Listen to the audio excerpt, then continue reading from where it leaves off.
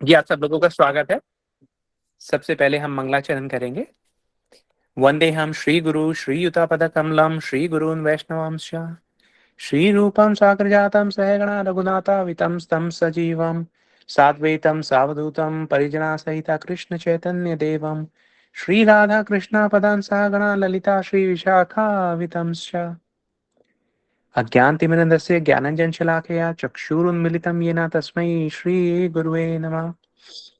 नमो विष्णुपदाय राधिकाय प्रियात्मने श्रीमद्भक्तिवेदांत नारायण इति नामिने।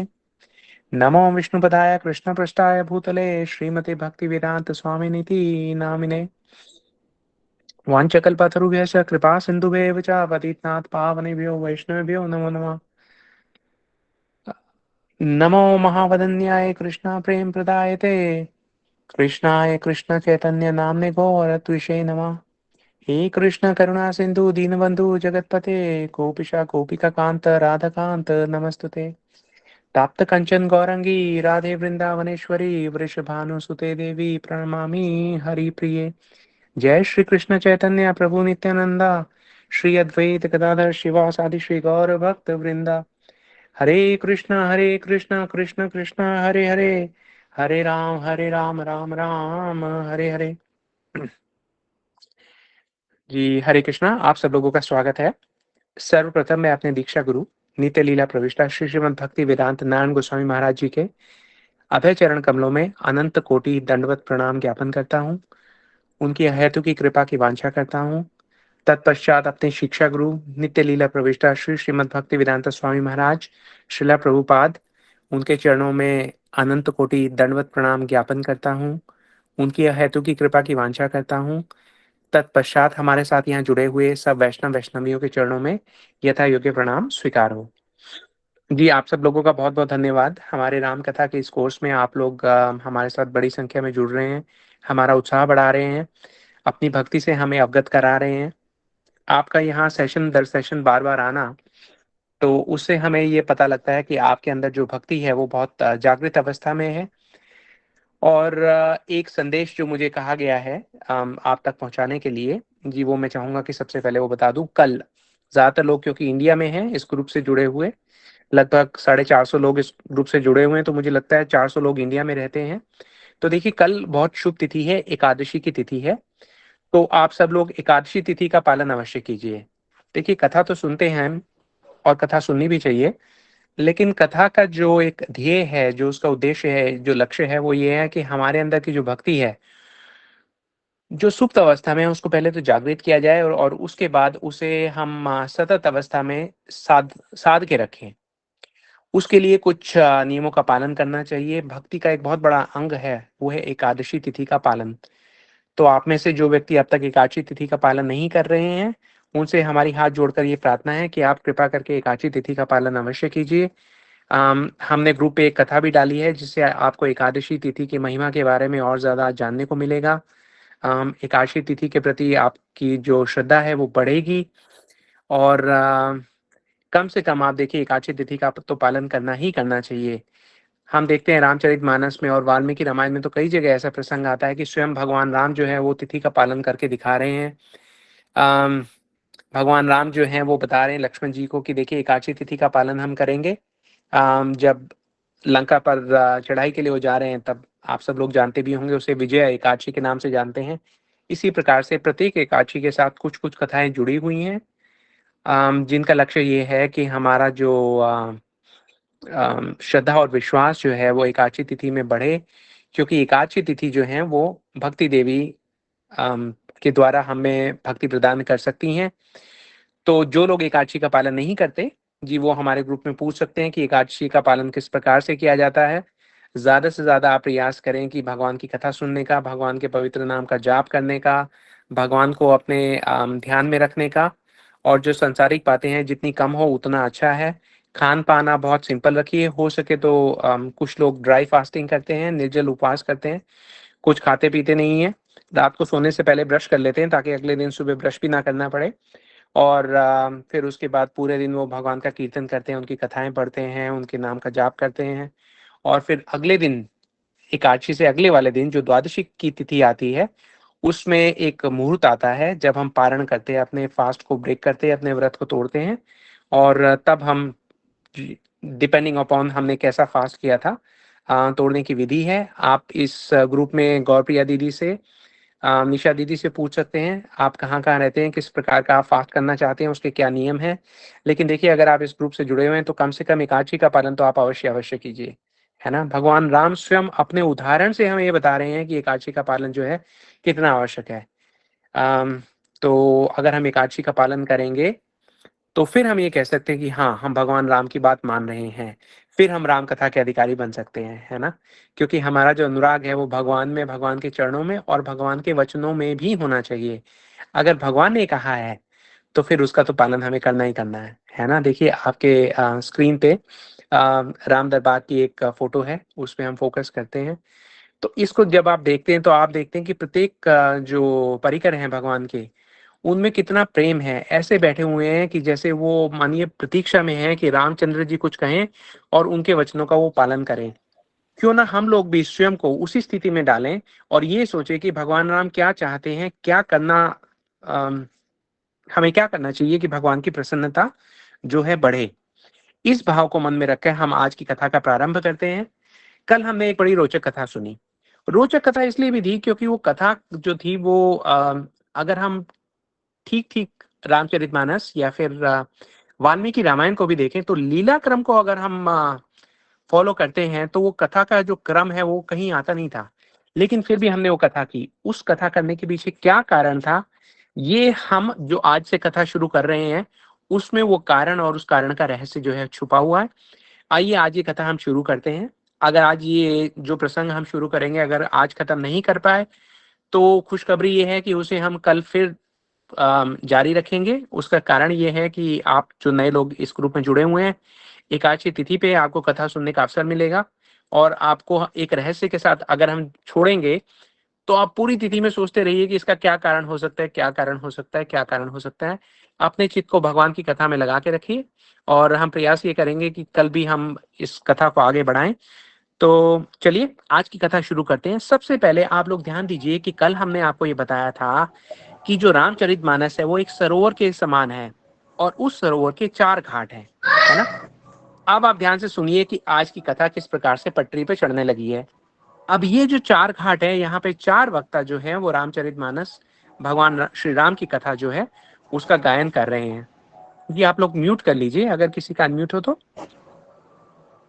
तो जो एक घाट है जिसकी हम बात कर रहे हैं, जहाँ पे गोस्वामी तुलसीदास जी बैठे हुए हैं, तुलसीदास जी जब रामचरितमानस गा रहे हैं, बता रहे हैं, तो ये कह रहे हैं कि मैं वो कह रहा हूँ जो याज्ञिक, जी सॉरी दीदी, कोई अनम्यूट है उनको म्यूट कर दीजिए, उससे सब लोगों को जी कथा जो है आराम से कर सुनने को मिलेगी। जी प्रभु जी कर दिए। जी एक्सलेंट। तो याज्ञवल्क्य मुनि जी ने कथा सुनाई थी भारद्वाज मुनि को, ठीक। तो अब हम सोचें कि याज्ञवल्क्य मुनि कौन है, भारद्वाज मुनि कौन है और उन्होंने क्या एक दूसरे को सुनाया। तो चलिए सबसे पहले हम ये जान लेते हैं शॉर्ट में। देखिए भारद्वाज मुनि जो है वो भगवान के जो प्रयागराज है, तीर्थ है, वहां पे रहते हैं। प्रयागराज जैसे आप जानते हैं कि प्रयागराज में कुंभ लगा करता है। माघ के महीने में तो बहुत सारे साधु जो हैं वो प्रयागराज में जाकर रहते हैं, भगवान की भक्ति की साधना करते हैं। तो इसी प्रकार एक बार प्रयागराज में सब संतों का समागम लगा हुआ था। बहुत सारे पूरे विश्व से साधु संत वहां पर आके रुके हुए थे। भारद्वाज मुनि तो रहते ही वहां पर है। भारद्वाज मुनि ने सब संतों का, सब साधुओं का, सब भक्तों का बहुत बहुत आदर किया, उनका सत्कार किया, सबको अपने पास रखा, उनकी सेवा की। फिर पर्व के बाद सब लोग जब जाने लगे तो सबने भारद्वाज मुनि से विदा ली। सब लोग उनको हाथ जोड़कर मिलकर उनके बड़े प्रेम से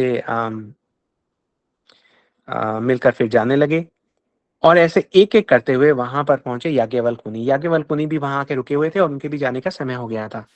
तो उन्होंने आके कहा भारद्वाज मुनि से कि ऋषिवर आप मुझे जाने की अनुमति दीजिए। उन्होंने जैसे हाथ जोड़े तो उनके हाथ जोड़ने के उत्तर में भारद्वाज मुनि झुके और उन्होंने याज्ञवल्क्य मुनि के पैर पकड़ लिए। तो याज्ञवल्क्य मुनि के पैर पकड़ लिए, क्या कारण है? तो याज्ञवल्क्य मुनि बहुत हैरान हो जाते हैं। वही कहते हैं, अरे अरे भारद्वाज मुनि आप ये क्या कर रहे हैं, आप तो यहाँ पे प्रयाग में रहते हैं, है ना, तीर्थ पर रहकर आप अपनी भक्ति की साधना बढ़ा रहे हैं। और आप हर प्रकार से देखिए, इवन गोस्वामी तुलसीदास जी कहते हैं रामचरितमानस में भारद्वाज मुनि जी का जब परिचय देते हैं, तो वो ये कहते हैं कि भरद्वाज मुनि बस ही प्रयागा, तिन्हि राम पद अति अनुरागा, तापस सम दम दया निधाना, परमारथ पद परम सुजाना। ये भारद्वाज मुनि का परिचय है। अब जब हम इसको ध्यान से पढ़ते हैं तो देखिए कितनी सुंदर सुंदर बातें हैं। छोटी सी बात में कितनी बड़ी बात बोली है गोस्वामी तुलसीदास जी ने। उन्होंने कहा है भारद्वाज मुनि बस ही प्रयागा, ये तो हमने सुन लिया कि भाई प्रयाग में बसते हैं। उसके बाद तिन्हि राम पद अति अनुरागा। अब ये जो बात कही है गोस्वामी तुलसीदास जी ने, जो पहले बात की थी उसी को एक बार दोबारा से बैकअप कर रहे हैं। आपको शायद याद हो कि कल हमने ये बात कही कि शिव जी ने गरुड़ जी को बताया कि मिलहू ना रघुपति बिनु अनुरागा। इसका मतलब है भगवान जो है वो बिना अनुराग के नहीं मिलते। और भारद्वाज मुनि के जो हृदय हैं उसमें राम पद के प्रति अति अनुराग है। इसका मतलब यहाँ पे गोस्वामी तुलसीदास जी ने इंगित कर दिया है कि भारद्वाज मुनि जो हैं उनके हृदय में राम पहले ही बसते हैं, है ना। इनडायरेक्ट तरीके से बता दिया है। और ऐसे ऐसे सुंदर सुंदर संदेश जो हैं वो रामचरितमानस के एक एक शब्द में छुपे हुए हैं। हमारे पास तो समय की मर्यादा है, इसलिए हम थोड़ा थोड़ा कर रहे हैं, लेकिन आप आगे सुनिए। गोस्वामी तुलसीदास जी आगे कहते हैं कि तापस सम दम दया निधाना, परमारथ पद परम सुजाना। तापस, तापस मतलब तपस्वी हैं, बहुत तप करते हैं। सम, सम का मतलब उनका जो मन है, दम का मतलब इंद्रियां जो हैं वो उनके कंट्रोल में हैं, उन्होंने तपस्या से उनको कंट्रोल में किया हुआ है। दया निधान, दया निधान का मतलब है दया की निधि है ना। अब दया की निधि कैसे हैं ये आपको हम 1 मिनट में दोबारा समझाते हैं। उसके बाद सुनिए, परमारथ पद परम सुजाना, परमार्थ के पद पर चल रहे हैं। जैसे कि आप सब लोग भी जो है परमार्थ की ओर चल रहे हैं ना, परमार्थ की ओर कदम बढ़ा रहे हैं, उसी प्रकार से भरद्वाज मुनि जो हैं हमारे गुरु, और वो हम सबको दिखा रहे हैं कि किस प्रकार से भगवान के चरणों के प्रति हमारे हृदय में रति होनी चाहिए। राम पद अति अनुरागा। उसके बाद दया निधान क्यों कहा गया है? दया निधान इसलिए कहा गया है क्योंकि भरद्वाज मुनि याज्ञवल्क मुनि के पैर पकड़कर उनसे जो कहने वाले हैं वो कोई दया की निधि वाला व्यक्ति ही कह सकता है ना। तो क्या कहने वाले हैं? वो ये कहते हैं कि हे मुनिवर, मैं आपको यहाँ से जाने नहीं दे सकता, मैं आपको जाने नहीं दूंगा। याज्ञवल्क जी इज वेरी प्लेजेंटली सरप्राइज्ड। वो सोचते हैं अरे मुझे रोक रहे हैं, और इतने बड़े ऋषि हैं, भरद्वाज मुनि तो विश्व प्रसिद्ध थे। और याज्ञवल्क मुनि कहते हैं अरे आपका ऐसा आग्रह है, लेकिन मेरे प्रति आपके इस अनुग्रह का क्या कारण है? आप मुझे क्यों रोकना चाहते हैं? मैं तो तीर्थ का जो मास था वो खत्म हो गया, मैं तो जाना चाहता हूँ। तो भरद्वाज मुनि कहते हैं कि देखिए मैं आपसे ऐसी प्रार्थना करता हूँ कि आप यहाँ पे रुक के मुझे हरि कथा सुनाइए। याज्ञवल्क मुनि पूछते हैं कि कैसी हरि कथा सुनाएं आपको, है ना। तो ये कहते हैं कि मुझे राम जी के बारे में जानना है, राम जी के बारे में जानना है, भरद्वाज मुनि को जानना है। अरे अभी तो गोस्वामी तुलसीदास जी लिखते हैं कि तिन्ही राम पद अति अनुरागा, इनके तो मन में बसते हैं राम जी, और इनको राम जी के बारे में जानना है। क्यों जानना है भाई? जिनके मन में ही बसते हैं वो क्यों जानना चाहते हैं? अब हम समझते हैं कि इनको दयानिधि क्यों कहा गया है। देखिए विश्वनाथ चक्रवर्ती ठाकुर जी ने जो गुरु अष्टकम लिखा है उसमें हम पढ़ते हैं कि संसार दावा नलली धलोका, त्रणय करुणा घना घनात्वम। ये जो संसार है ये ऐसा है जैसे अग्नि में जल रहा जंगल, है ना। पेड़ हमारे चारों ओर, जंगल की आग बहुत जल्दी फैलती है, बहुत गहरी फैलती है, और वहां से कोई निकल नहीं सकता। लेकिन ये जो संत हैं ये कैसे आते हैं? हमारे पास बादल की तरह आते हैं। बादल कहाँ बारिश करते हैं? बादल वहां बारिश करते हैं जहां पर पानी ना हो। पानी कहाँ से लेते हैं? सागर से पानी लेते हैं जो कि बहुत दूर है। उससे पानी लेके जो घन है, जो बादल हैं, वो तैरते तैरते वहां आते हैं जहां जल की वर्षा उन्होंने करनी है, और वहां पे वो जल की वर्षा करते हैं। ठीक है। तो उसी प्रकार से यहाँ पर भारद्वाज मुनि जो हैं वो याज्ञवल्क मुनि से एक प्रार्थना कर रहे हैं कि आप अपनी कथा की वर्षा कर दीजिए। क्योंकि ऐसा उनका कहना है, लेकिन वो हमें सोचते हुए कह रहे हैं कि भाई हमारा जो सूखा हुआ हृदय है वो भगवान राम की कथा से उसको संचित होने दीजिए, है ना। हम लोगों का हृदय भी हमने पहले सुना कि हमारा हृदय जो है ना वो पाषाण है, पाषाण। और इसीलिए हम हनुमान जी से प्रार्थना करते हैं कि आप आइए और अपने नख से हमारे पाषाण रूपी हृदय पर राम कथा लिख दीजिए, राम कथा अंकित कर दीजिए। अब वो राम कथा की बारिश जैसे जैसे बार बार होती रहेगी। कल प्रभु जी ने एक बहुत सुंदर प्रश्न किया, उसके उत्तर में हमने बात की कि भगवान की जो कृपा है वो तो बारिश के पानी की तरह है, बाहर बरस रही है, हम अपना अपना पात्र ले जाकर उसमें इकट्ठा करके ले आए। तो हम अपने पात्र तैयार रखें, क्योंकि भारद्वाज मुनि वो दया की निधि इसलिए हैं क्योंकि वो याज्ञवल्क्य मुनि से प्रार्थना करके भगवान की कथा की यहाँ पर बारिश करवाने वाले हैं, है ना। और उस बारिश में हम अपने हृदय को सराबोर करके रख लें। उसके साथ देखिए, there are so many parallels. काफी लोग जो समझते हैं वो सोचते हैं कि रामचरितमानस अलग है, वाल्मीकि जी के रामायण अलग है, भगवान कृष्ण ने जो गीत गाया भगवत गीत वो शायद अलग है, लेकिन हम देखते हैं कि तत्व वही है। अब भारद्वाज मुनि ने याज्ञवल्क्य मुनि जी से प्रार्थना की। अब जहां पे वो प्रार्थना कर रहे हैं हमें फौरन वो श्लोक याद आता है भगवत गीता का। आप लोग शायद जानते ही होंगे कि चौथा अध्याय 34 श्लोक संख्या है। वहां पे भगवान स्वयं ये कहते हैं कि तद विधि प्रणिपातेन प्रति प्रश्नेन सेवया उपदेक उपदेक्षायन्ति ते ज्ञानम ज्ञानी नस्त तत्वदर्शिना। इसका मतलब ये है कि अपने गुरु के पास जाने का, उनको अप्रोच करने का क्या तरीका है। उनकी पहले हमें सेवा करनी चाहिए, उनको नमन करना चाहिए, उनको आदर भाव दिखाना चाहिए।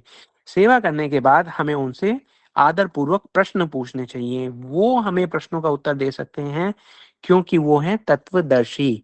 इसका मतलब है कि उन्होंने स्वयं भगवान के दर्शन किए हैं, इसलिए हमें भगवान के बारे में बता सकते हैं। आप में से वो लोग जिन्होंने अभी ब्रज कोष की परिक्रमा की होगी कार्तिक के मास में, अगर हम आपसे पूछें कि आपने क्या क्या देखा तो आप बता सकते हैं क्योंकि आपने स्वयं देखा है।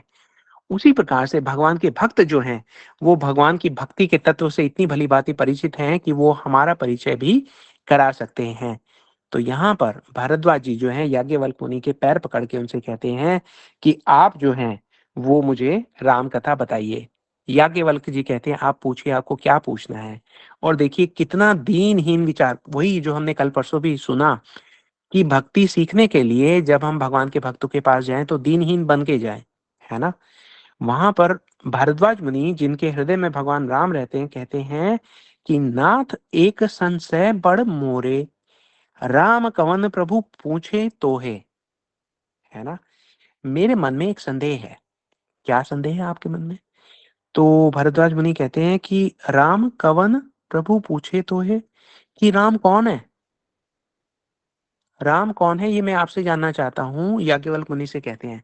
याज्ञवल्क्य मुनि जब ये प्रश्न पूछते हैं, सुनते हैं कि भाई ये मेरे से जानना चाहते हैं कि राम कौन है, तो वो समझ जाते हैं।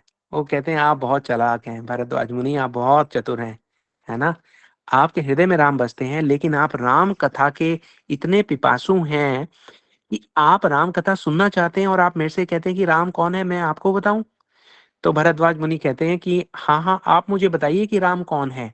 एक राम को तो मैं जानता हूँ, वो दशरथ महाराज के पुत्र, है ना, जिनको माँ के कहने पर वनवास मिला, वो वनवास में गए, उसके बाद उन्होंने रावण का वध किया, राम राज्य स्थापित किया। और उन राम को तो मैं जानता हूँ। लेकिन क्या ये राम वही राम है जिनको शिव जी कैलाश पर निरंतर निरंतर जपते रहते हैं, जिनके नाम लेते से वो रुकते नहीं है, और जब वो समाधि में जाते हैं तो भगवान की इतनी लीलाओं का दर्शन करते हैं कि समाधिस्थ ही रह जाते हैं। तो क्या भगवान शिव के जो स्वामी हैं, जो प्रभु श्री राम, क्या ये वही राम है जो दशरथ जी के पुत्र हैं? ये मैं जानना चाहता हूँ। अब तक आप लोग तो समझ ही गए हैं, याज्ञवल्क्य मुनि जी ने बोल ही दिया कि भारद्वाज जी आप में से वो पूछ रहे हैं जो आप जानते हैं, लेकिन मैं आपका आशय जान गया। आपने मुझसे ये प्रार्थना इसलिए की है ताकि मैं अपनी वाणी को शुद्ध कर सकूं और आपको राम कथा सुनाऊं। तो वो ये कहते हैं कि आप बहुत धन्य हैं, मैं अवश्य आपके साथ कथा सेवा करूंगा। लेकिन ये दोनों भक्त जो भी कथा कह रहे हैं, जो भी सुन रहे हैं, वो हमारे लिए कर रहे हैं, है ना। तो ये वैष्णव परिपाटी है। याज्ञवल्क्य जी ने, जैसा अभी हमने कहा कि जैसे ही भारद्वाज जी ने कहा कि आपके पास एक अवसर आ रहा है राम जी की कथा करने का, तो याज्ञवल्क्य जी के तो रोंगटे खड़े हो गए, रोए खड़े हो गए। उनका कंठ जो था वो अवरुद्ध हो गया। पूरा का पूरा उनका जो व्यक्तित्व था वो मानो गदगद हो गया। गले से लगा लिया उन्होंने भारद्वाज जी को और उन्होंने कहा कि आइए राम कथा का पान करते हैं। ठीक। तो याज्ञवल्क्य मुनि कहते हैं कि मैं कहाँ से शुरू करूं। फिर वो ये भी सोचते हैं कि इस कथा को जो भी सुनेगा उसको सबसे पहले सुनने की योग्यता होनी चाहिए, उसको तत्व पता होना चाहिए कि सुने तो वो कैसे सुने। तो इसलिए वो ये कहते हैं कि देखो, जो आपने प्रश्न पूछा है, यही प्रश्न एक बार पार्वती जी ने पूछा था शिव जी से। ऐसा कैसा प्रश्न पार्वती जी ने पूछा था शिव जी से कि राम कौन है? दशरथ महाराज जी के जो पुत्र हैं, क्या वही भगवान राम है जिनके ध्यान ध्यान में आप सदा मग्न रहते हैं? तो भरद्वाज मुनि कहते हैं, हाँ, तो आप बताइए बताइए, संवाद क्या हुआ? जब ये प्रश्न पूछा गया पार्वती जी के द्वारा भगवान शिव शंकर के पास, तो शिव शंकर ने उनका क्या जवाब दिया? याज्ञवल्क्य जी कहते हैं कि हाँ, मैं आपको अवश्य बताऊंगा कि उन्होंने क्या जवाब दिया। लेकिन पहले आप ये जान लीजिए कि पार्वती जी ने ये प्रश्न किया, तो उन्होंने ये प्रश्न क्यों किया? उन्होंने किस चीज को इंगित करते हुए ये प्रश्न किया, इसके पहले की एक और कथा है। तो राम जी की कथा सुनने से पहले याज्ञवल्क्य जी कह रहे हैं, भारद्वाज जी सुन रहे हैं, वो ये कि आपको शिव तत्व समझना पड़ेगा। आपको पहले शिव जी की कथा सुननी पड़ेगी। जैसा कि हम पिछले 3 दिनों से सुनते आ रहे हैं कि जो शिव जी की कृपा का अधिकारी नहीं हुआ, उसको भगवान राम कृष्ण की कृपा कभी मिल ही नहीं सकती, मिल ही नहीं सकती, मिल ही नहीं सकती। और यही तत्व जो है, ये गोस्वामी तुलसीदास जी यहाँ पे प्रकट कर रहे हैं, याज्ञवल्क्य मुनि प्रकट कर रहे हैं प्रयाग में खड़े होकर भरद्वाज मुनि के सामने। ठीक। अब वो ये कहते हैं कि इसका एक कारण है? क्या कारण है? उस कारण को बताने के लिए एक और कथा यहाँ से शुरू होती है। वो कथा जब शुरू करते हैं तो गोस्वामी तुलसीदास जी कहते हैं कि एक बार त्रेता युग माही, शंभु गए कुंभज ऋषि पाही, संग सती जग जननी भवानी, पूजे ऋषि अखिलेश्वर जानी। ठीक।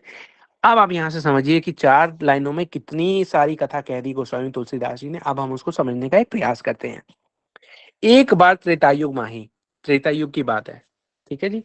अब त्रेतायुग की बात है तो हम सोचते हैं, अरे भगवान रामचंद्र जी कब आए थे, कब आए थे? ओ, त्रेतायुग में आए थे, उसी टाइम की बात है क्या? अच्छा, अब हम आगे सुने कि क्या हुआ। शंभु गए कुंभज ऋषि पाही। आप सब लोग जानते हैं कि कुंभज मुनि, जिनको अगस्त्य मुनि भी कहा जाता है, भगवान के बहुत बड़े भक्त हैं। शिव जी के चरणों के प्रति उनकी अगाध भक्ति है, और राम जी के ऐसे भक्त हैं। तो इसलिए शिव जी का दिल किया कि क्यों ना हम कथा, देखिए शिव जी जो हैं वो 2 चीजें करते हैं, कथा बोलते हैं और कथा सुनते हैं। कथा गायन के और कथा श्रवण के प्रेमी है ना? तो जब वो भगवान की कथा कहते कहते उनको कुछ समय हो जाता है, तो उनका उनका दिल कहता है कि मैं अब कुछ सुनूं भी, है ना? तो उन्होंने कहा, क्यों ना मैं कुंभज ऋषि के आश्रम में जाऊं और उनसे भगवान की कुछ कथा सुनूं। क्यों? क्योंकि उन्होंने एक समाधि में थे भगवान शिव, और उन्होंने देखा कि मेरे प्रभु जो हैं वो धराधाम पर लीला करने के लिए अवतरित हो चुके हैं, लीलाएं अपनी कर रहे हैं, है ना? और एक ऐसी लीला अब चल पड़ी है जिसमें मेरे प्रभु जो हैं वो बहुत व्यथित हैं, है ना? क्योंकि लीला उस मोड़ पर आकर पहुंच गई है जहां पे सीता जी का हरण हो गया है। राम और लक्ष्मण जो हैं जगह जगह उनको ढूंढ रहे हैं, सीता जी कहाँ हैं, सीता जी कहाँ गई, हे सीता, हाय सीता, लेकिन सीता जी मिल नहीं रही है। तो अब इस दुख को देखकर शिव जी जो हैं वो समाधि के बाहर आ जाते हैं। वो कहते हैं, मैं अपने प्रभु श्री राम को दुखी नहीं देख सकता, हालांकि उनको पता है कि लीला है ना?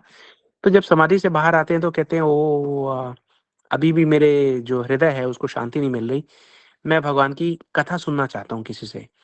तो वो सती देवी से कहते हैं, जो कि आप सब लोग जानते हैं कि सती जी का जो नेक्स्ट जन्म हुआ था वो पार्वती जी के रूप में हुआ था। तो सती जी से ये कहते हैं कि चलिए हम भगवान की कथा सुनने के लिए चलते हैं। तो अब सती जी सोचने लगती हैं, अरे कमाल है, भगवान की कथा सुनने के लिए पूरा जगत जो है वो भगवान की कथा सुनने के लिए शिव जी को देखता है कि आप कथा की गंगा बहाएंगे तो उनकी प्यास बुझेगी, और ये कह रहे हैं कि हम किसी और के पास जा रहे हैं। तो सोचने लगती है कि क्यों जा रहे हैं किसी के पास। लेकिन शिव जी कहते हैं कि चलिए चलिए, कुंभज मुनि जो हैं वो भगवान के बहुत बड़े भक्त हैं, उनसे कथा का अगर रसपान हमें करने को मिलेगा तो हमारा जीवन धन्य हो जाएगा, जल्दी जल्दी तैयार हो जाइए, चलेंगे। सती जी जो हैं वो उनके वचन पर पूर्ण विश्वास नहीं कर पाती। वो सोचती हैं कि अरे ऐसे ही कह रहे हैं, शिव जी से अच्छी कथा कौन कहेंगे। ये उनके मन में भाव है जब वो शिव जी के साथ चल रही हैं। चलिए, अब शिव जी के साथ चल तो रही हैं, चलते चलते वो पहुंच गए कुंभज ऋषि के यहाँ। कुंभज ऋषि ने देखा, अरे भगवान भोलेनाथ शिव शंकर आए हैं। तो बड़े बहुत प्रसन्न हुए, उनकी प्रसन्नता की कोई सीमा ही नहीं रही। उनकी कुटिया में प्रवेश करने वाले थे सती और शिव जी को उन्होंने रोक दिया, बोले रुकिए रुकिए रुकिए, पहले मैं आपके चरण धावन करूंगा।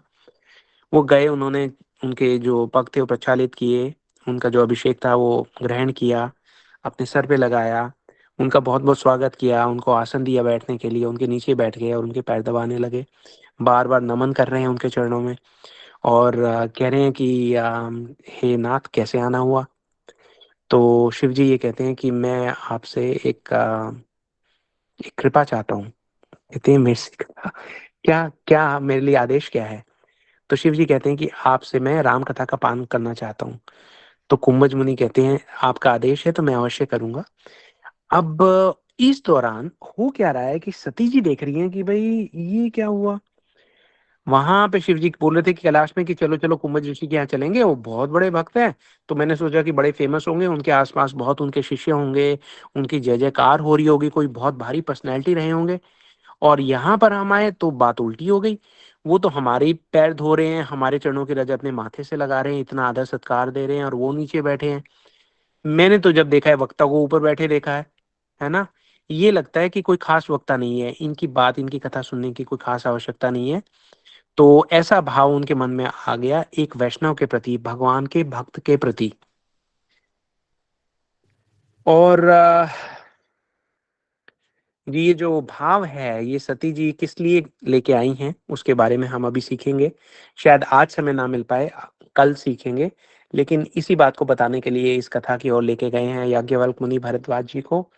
तो चलिए, वो तो बैठी हैं और शिव जी उनसे कह रहे हैं, कुंभज मुनि से, कि आप जो है कथा का शुभारंभ कीजिए। अब वो कथा शुरू करते हैं।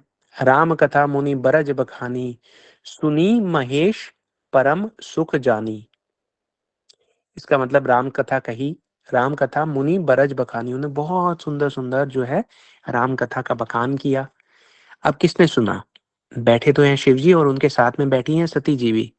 लेकिन यहाँ पे गोस्वामी तुलसीदास जी ने कितनी बड़ी स्टेटमेंट लिख दी जब उन्होंने ये कहा कि सुनी महेश परम सुख मानी।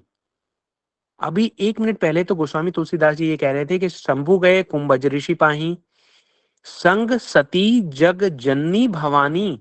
अकेले नहीं गए हैं, सती जी का परिचय दिया है, और परिचय भी कैसे दिया है? संग सती जग जननी भवानी। भगवान शिव जी के बारे में क्या कहा? शंभु गए कुंभज ऋषि पाही, उनके बारे में तो एक ही शब्द कहा, लेकिन सती जी के बारे में कितना उन्होंने बखान किया है कि संग सती जग जननी भवानी। इतना सुंदर परिचय दिया है। और जैसे ही राम कथा शुरू हुई तो उन्होंने कहा कि राम कथा मुनि बरज बखानी, सुनी महेश परम सुखी मानी। सती जी कहाँ गई? वो भी तो बैठी हैं। तो क्या इसका मतलब ये है कि उन्होंने कथा नहीं सुनी? हम्म। उसके बाद क्या होता है, अगली 4 लाइनें हम गोस्वामी तुलसीदास जी से सुनते हैं और फिर उनको समझने का प्रयास करेंगे। उसके बाद गोस्वामी तुलसीदास जी अपनी कलम उठाते हैं और लिखते हैं कि ऋषि पूछी हरि भक्ति सुहाई, कही शंभु अधिकारी पाई। अब पूरी पूरी कथा सुना दी। कई दिन बीत गए, भोलेनाथ शिव शंकर जो कथा सुनते जा रहे हैं, उनकी आंखों से अश्रु बहे जा रहे हैं, गदगद हो गए, गले से लगा लिया उन्होंने। Excuse me. तो इसके बाद उन्होंने कहा कि कुमुद ऋषि से कहा,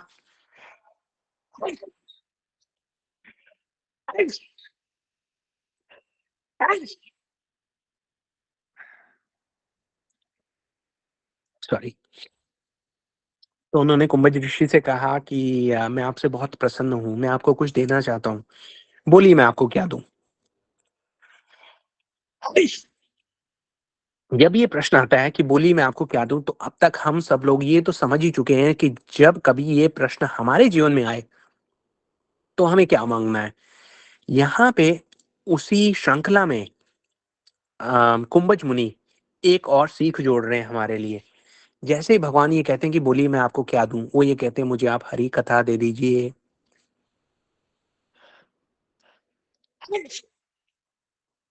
हरी कथा दे दीजिए, हरी भक्ति दे दीजिए। इसका मतलब हरि की भक्ति हरी कथा में कहीं ना कहीं निहित है। ठीक है। तो वहां पे तुलसीदास जी लिखते हैं कि ऋषि पूछी हरि भक्ति सुहाई। Excuse me. तो ऋषि ने क्या पूछी कि मुझे आप हरि भक्ति दे दीजिए, कही शंभु अधिकारी पाई। तो इसके जवाब में भगवान शिव शंकर ने कही,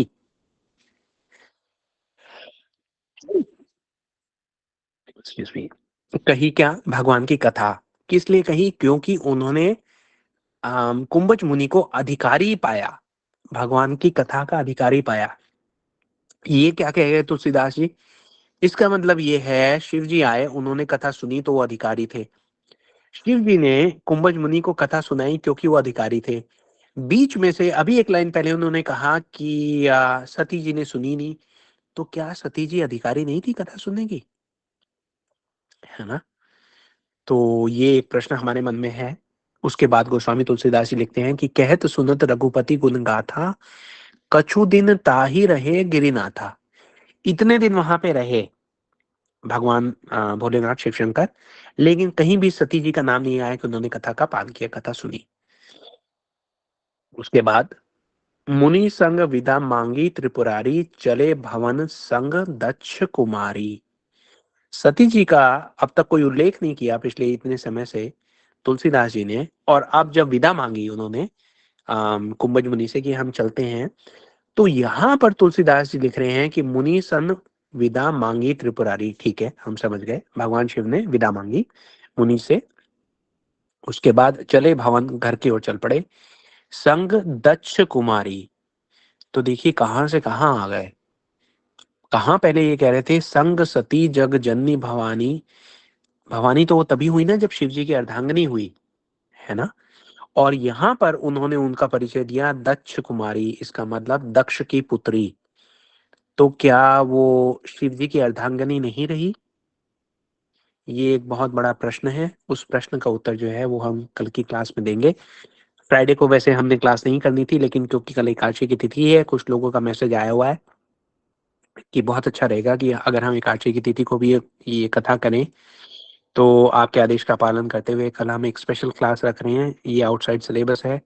एक काम करेंगे, हमारी जो लास्ट कथा होनी थी वो 31 दिसंबर को होनी थी, अब उसे हम 30 तारीख को करेंगे, क्योंकि एक क्लास हम कल स्पेशल एकादशी की क्लास करेंगे और वहाँ पे हम इन सब रहस्यों को जानेंगे। एक कल का रहस्य और एक आज का रहस्य। तो इन दोनों रहस्यों के ऊपर से कल हम पर्दा उठाएंगे। तब तक आप लोगों का यहाँ पे आने के लिए, हमारे साथ जुड़ने के लिए, हमारा उत्साह बढ़ाने के लिए एक बार बहुत से बहुत बहुत धन्यवाद, साधुवाद। आप में से अगर कोई कुछ कहना चाहे, कोई अपना एक्सपीरियंस शेयर करना चाहे, तो आप अपना हैंड रेज कर सकते हैं और निशा दीदी आपको एक एक करके बुलाएंगी और we are happy to talk to you. Nisha दीदी, we can open the floor for discussion if you need. Hare Krishna.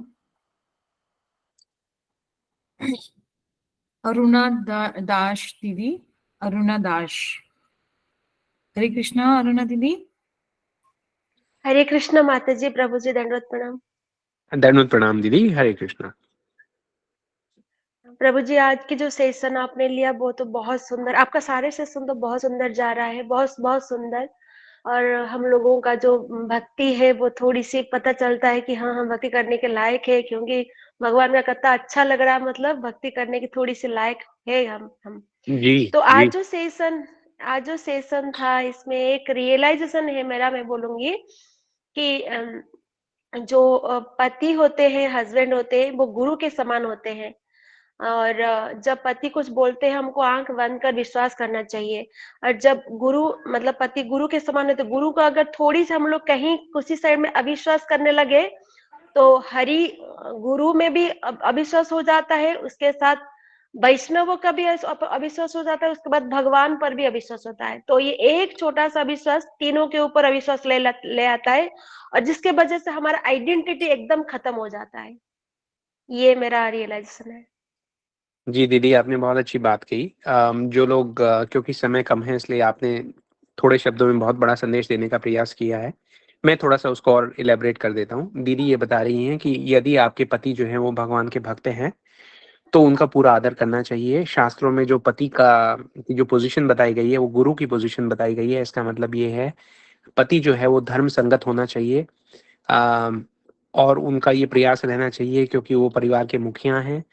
तो प्रत्येक व्यक्ति को भक्ति के मार्ग पर चलने के लिए जो सुख सुविधाएं चाहिए उनको उपलब्ध कराना उनका उत्तरदायित्व है। अगर वो पति जो है वो संसारी पति है, तो शास्त्रों की ये जो का जो निर्देश है वो लागू नहीं होता।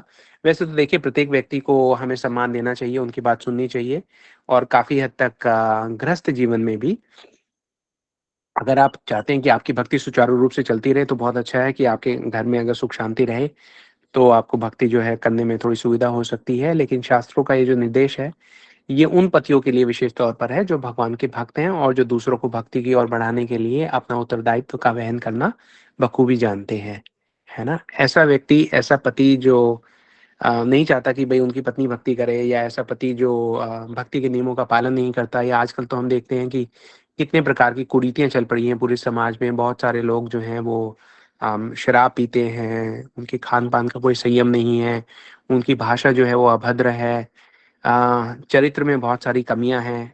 ऐसे लोगों को हमारे शास्त्र में पति नहीं कहा गया, है ना? वो तो केवल इंद्रिय तृप्ति करने के लिए एक साधन मात्र हैं। उनको पति नहीं कहा गया। दीदी ने जिन पति की बात की, वो उन लोगों की बात की है जो भगवान के भक्ति में आपको सहयोग देते हैं, आपको आगे बढ़ाने का प्रयास करते हैं, है ना? जी, हू इज़ नेक्स्ट? अभी तो और कोई नहीं है। अगर जी, कोई प्रश्न करना चाहते हैं या बोलना चाहते हैं तो प्लीज आप बोलिए। जी। छवि दीदी। हरे कृष्ण प्रभु जी, दंडवत प्रणाम। हरे प्रभु कृष्ण जी दीदी, मेरे को नमस्कार। प्रभु जी मेरे को ये पूछना था कि कल जो एकादशी के नेक्स्ट डे जो पारण टाइम है वो 10:30 बजे जी, के बाद का है। बट मेरी क्लासेस होती है अर्ली मॉर्निंग 6:30 में, घर से बाहर रहती हूँ पूरा दिन। तो जी, मेरे से भूखे भूखे रहना मेरे लिए बहुत मुश्किल है, क्योंकि जी। वर्कलोड भी हो जाता है, नींद आ जाता है भूखा। तो प्रभु जी मैं उस सिचुएशन में क्या करूँ? जी, देखिए आपका जो प्रश्न है उसके उत्तर में मैं यही कह सकता हूँ कि आप एकादशी का पालन तो करें ही करें। अम, आप एक काम करें, आप जब एकादशी करती हैं, तो आप निर्जला एकादशी करती हैं या फिर कुछ फलाहार वगैरह लेते हैं? सिर्फ फलाहार वाला प्रभु जी। जी, फलाहार लेते हैं ना आप? तो थोड़े दिन, 1 दिन थोड़ा-सा बर्दाश्त कर लीजिए, है ना? कष्ट तो होता है क्योंकि हर एक का जो शरीर है वो अलग-अलग उसकी संरचना है। कुछ लोगों के लिए निर्जला करना भी इतना मुश्किल नहीं होता। कुछ लोगों के लिए फलाहार पे भी व्रत करना जो है वो मुश्किल होता है। लेकिन एक तसल्ली है हमारे मन में कि हम जो भी कठिनाइयों का वहन कर रहे हैं, जो भी इतनी सारी मुश्किलों का सामना कर रहे हैं, क्योंकि मैं समझता हूँ कि जैसे हमने कहा कि biologically we are all made differently. लेकिन जो भी हम प्रयास कर रहे हैं भगवान की प्रसन्नता के लिए कर रहे हैं और भगवान देख रहे हैं, है ना? एकादशी को लेके कई लोग में से आज भी किसी ने प्रश्न किया, उन्होंने कहा कि भई अगर हम भूखे रहते हैं तो क्या भगवान को ये अच्छा लगता है? उनका तर्क ये था कि जब भगवान ने हमें खाने-पीने की सुविधा दी है, तो फिर भगवान ये थोड़ा चाहेंगे कि हम भूखे रहें। तो उसका जवाब हमने उनको ये दिया, ये बताया, आपके लिए मेरे लिए भी है कि देखिए अगर हमारे जो भाग्य में भूखा रहना लिखा होगा, बहुत बार ऐसे भी तो होता है कि हम चाहते हैं खाना लेकिन भूखे रहने का भाग्य है, उस दिन का हमारा योग ही ऐसा है कि हम वैसे ही भूखे रह जाते हैं। तो हम अपने जीवन में कभी भी अपने भाग्य से अधिक भूखे नहीं रहेंगे। जितना भाग्य होगा उतना तो हमें खाने को मिलेगा ही मिलेगा, ठीक है? जब हम हाँ जी। वो जो भूख हमारे भाग्य में वैसे ही है, हमें पता नहीं कि कितनी है, लेकिन अगर वो भूखे हम रहे भगवान की प्रसन्नता के लिए, तो एक बार भूखा रहना हमें 1000 बार भूखे रहने से बचा लेगा, है ना? तो इससे पता लगता है कि हम जब भी मान लीजिए भूखे भी रहते हैं, कोई असुविधा भी हमें होती है, किसी कष्ट का भी हमें वहन करना पड़ता है, लेकिन वो हम कर रहे हैं भगवान की भक्ति में आगे बढ़ने की इच्छा को धारण करके। तो क्या होता है कि हमारे जो प्रारब्ध हैं, वो एकदम से कट जाते हैं। भगवान की भक्ति के लिए अगर आप भूखे रहे, तो आपको जन्मों-जन्मों तक कभी भूखा नहीं रहना पड़ेगा। और जो हमारे भाग्य में भूखा रहना है, वो तो हमें कष्ट देता है। भगवान के लिए जब हम भूखे रहते हैं, तो हमें एक सुख की अनुभूति होती है कि हम किसी के लिए कुछ कर रहे हैं, है ना? जी, जो प्रेम है, वो उसका जो स्वभाव है, वो है ही यही कि वो कुछ करना चाहता है, कुछ सेवा देना चाहता है ना? कोई भेंट देना चाहता है। तो हम थोड़ा अपनी इंद्रियों को कंट्रोल करके, थोड़ी देर भूख को बर्दाश्त करके जी मैं समझ सकता हूँ आपके लिए कितना मुश्किल है, अदरवाइज़ आप ये बात नहीं बोलती। कुछ लोग हो सकते हैं सोचते हों कि अरे! इसमें भी क्या मुश्किल है, थोड़े टाइम हम हरे भूखे रह कृष्ण। लें। हरे कृष्ण प्रभु जी। दीदी भूख लगती है एक बार को, फिर वो थोड़ी देर बाद शांत भी हो जाती है, ऐसा नहीं है नहीं कि हाँ। नहीं दीदी, मैं कुछ और पूछ रही थी। नेक्स्ट डे अच्छा, जो पारण शायद टाइम दीदी ये पूछ रही है, पारण टाइम मुझे का पूछ रही है शायद। तो कि दीदी ये वो पूछ रही है कि 10:30 बजे इंडिया में यूजुअली क्या होता है, सनराइज के बाद 10:30 से पहले पारण होता है। इस बार जी क्या है कि इस 10:30 के बाद ही पारण करना है। सुबह जी 10:30 हुए और उसके बाद हमें पारण करना है। तो दीदी ये पूछ रही है कि क्या वो एकादशी का भोजन ले सकती है सुबह या नहीं, अगर आप ये पूछ रहे हो शायद दीदी। हाँ, यही मैं पूछ रही थी। नेक्स्ट डे जो पारण टाइम है उसमें मेरे को थोड़ा दिक्कत आ गई है कि क्या मैं व्रत जल्दी खोल सकती हूँ या फिर मुझे 10:33 के बाद ही खोलना है, या फिर मैं एकादशी के फ्रूट्स या कुछ भी खा सकती हूँ, ये मैं पूछ रही थी। जी, राइट। ओके। तो आपका प्रश्न ये है कि आप उस दिन सुबह जो है आ, हम्म जी, पूछना पड़ेगा दीदी। I need to be honest, ऐसी सिचुएशन कभी आई नहीं, इसलिए हमने कभी इस बारे में सोचा नहीं। मुझे किसी से पूछ के ही इस बात का मैं आपको उत्तर दे पाऊंगा। हरे कृष्ण प्रभु जी। जी दीदी, आपकी नॉलेज में है ऐसा कुछ, कहीं हम सुना हो तो जी प्लीज शेयर प्रभु जी, कीजिए। जो जगन्नाथ जी का जो प्रसाद होता है ना, चावल, तो वो ऑलरेडी वो भोग लगे हुए होते हैं।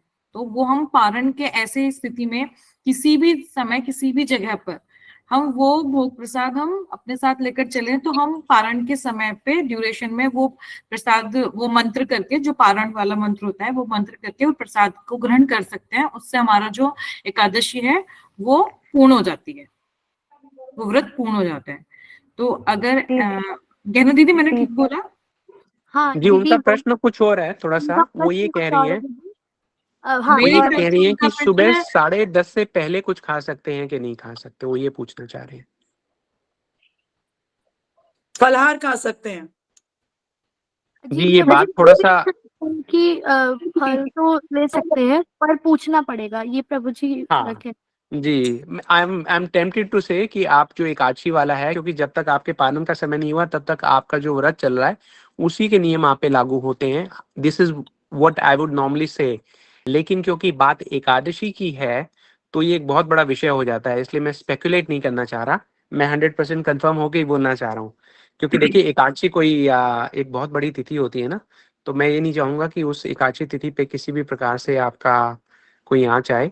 तो छवि दीदी, आप हमें थोड़ा समय दीजिए, will try and find out और जी will get Prabhu back to you, that's okay. जी प्रभु जी, thank you ji so much Prabhu sorry, जी। हरे आपके कृष्णा। प्रश्न का उत्तर नहीं है आज हमारे पास, लेकिन हम प्रयास करते हैं। कोई नहीं प्रभु जी। हरे कृष्णा प्रभु जी, धन्यवाद, प्रणाम प्रभु जी। भक्ति वेदांत श्रीधर महाराज जी से पूछकर हम कल आपको ग्रुप में डाल देंगे। जी, बहुत अच्छी बात है, ऐसा करेंगे। हम महाराज जी से पूछ लेंगे, है ना, और ग्रुप पे आपको इसका उत्तर मिल जाएगा, आप देख लीजिएगा। जी प्रभु जी। ठीक है दीदी जी, थैंक यू। हरे कृष्णा जी। और कोई कुछ कहना चाहे? स्वीटी दीदी ने हाथ उठाया हुआ है। हरे कृष्णा प्रभु जी, दंडवत प्रणाम। दंडवत प्रणाम प्रभु दीदी, जी हरे कृष्णा। सेम, हरे कृष्णा प्रभु जी, सेम यही है। एक्चुअली मेरा बेबी बॉय है 7 एंड जी जी हाफ ईयर्स का। तो जी। उसका भी मेरा यही था, वो स्कूल जाएगा तो 10:30 से पहले वो कैसे क्या खिलाए, मतलब 7 एंड हाफ ईयर्स का है बॉय, तो एकादशी करके तो जी, कल उसका भी। कल आपको, हमको और सबको पता लग जाएगा कि क्या किया जाना जी चाहिए। जी जी जी, थैंक यू प्रभु जी, हरे जी, थैंक कृष्णा। यू हरे दीदी, हरे कृष्णा। कृष्ण। मेरा हरे भी स्कूल है, तो हरे कृष्णा कल दीदी। परसों के दिन हम सेलिब्रेशन करेंगे। पारण टाइम लंच के बाद प्रिंसिपल से थोड़ा टाइम मांग लेंगे, तो उस टाइम पारण करेंगे। तो टाइम तो मिल जाएगा, 10:30 बजे, इतना ज्यादा बड़ा टाइम भी नहीं है। जी जी, बहुत अच्छा करेंगे आप। ठीक। जी प्रभु जी, हमारे पास इस क्वेश्चन का आंसर देने के लिए कल का पूरा दिन है, जी क्योंकि कल तो पूरे दिन एकादशी है ही और फिर जी जी परसों सुबह तक भी है ही। तो जी जी 10:30 के बाद हमें सिचुएशन को देखना है, तो कल तक तो हम ये आंसर ग्रुप पर भेज देंगे। जी। ठीक, तो आप कोई नया प्रश्न पूछिए, कोई और बात हो, आप कुछ अपना पिंकी एक्सपीरियंस शेयर खुराना करना दीदी, चाहें। पिंकी खुराना दीदी। दीदी जी हरे कृष्णा प्रभु जी, मेरा भी यही क्वेश्चन है। मैंने कहा इस बार जी, लेट हो हो रहा गया है। फिर ये तो। जी, आपका जो प्रश्न था वो लीक हो चलिए गया। अब आगे चलते दीदी प्रभु जी। दिव्या सिंह दीदी। दीदी ग्रुप में डाल देना, ठीक है, सबके लिए। हाँ जी दीदी। दिव्या सिंह दीदी।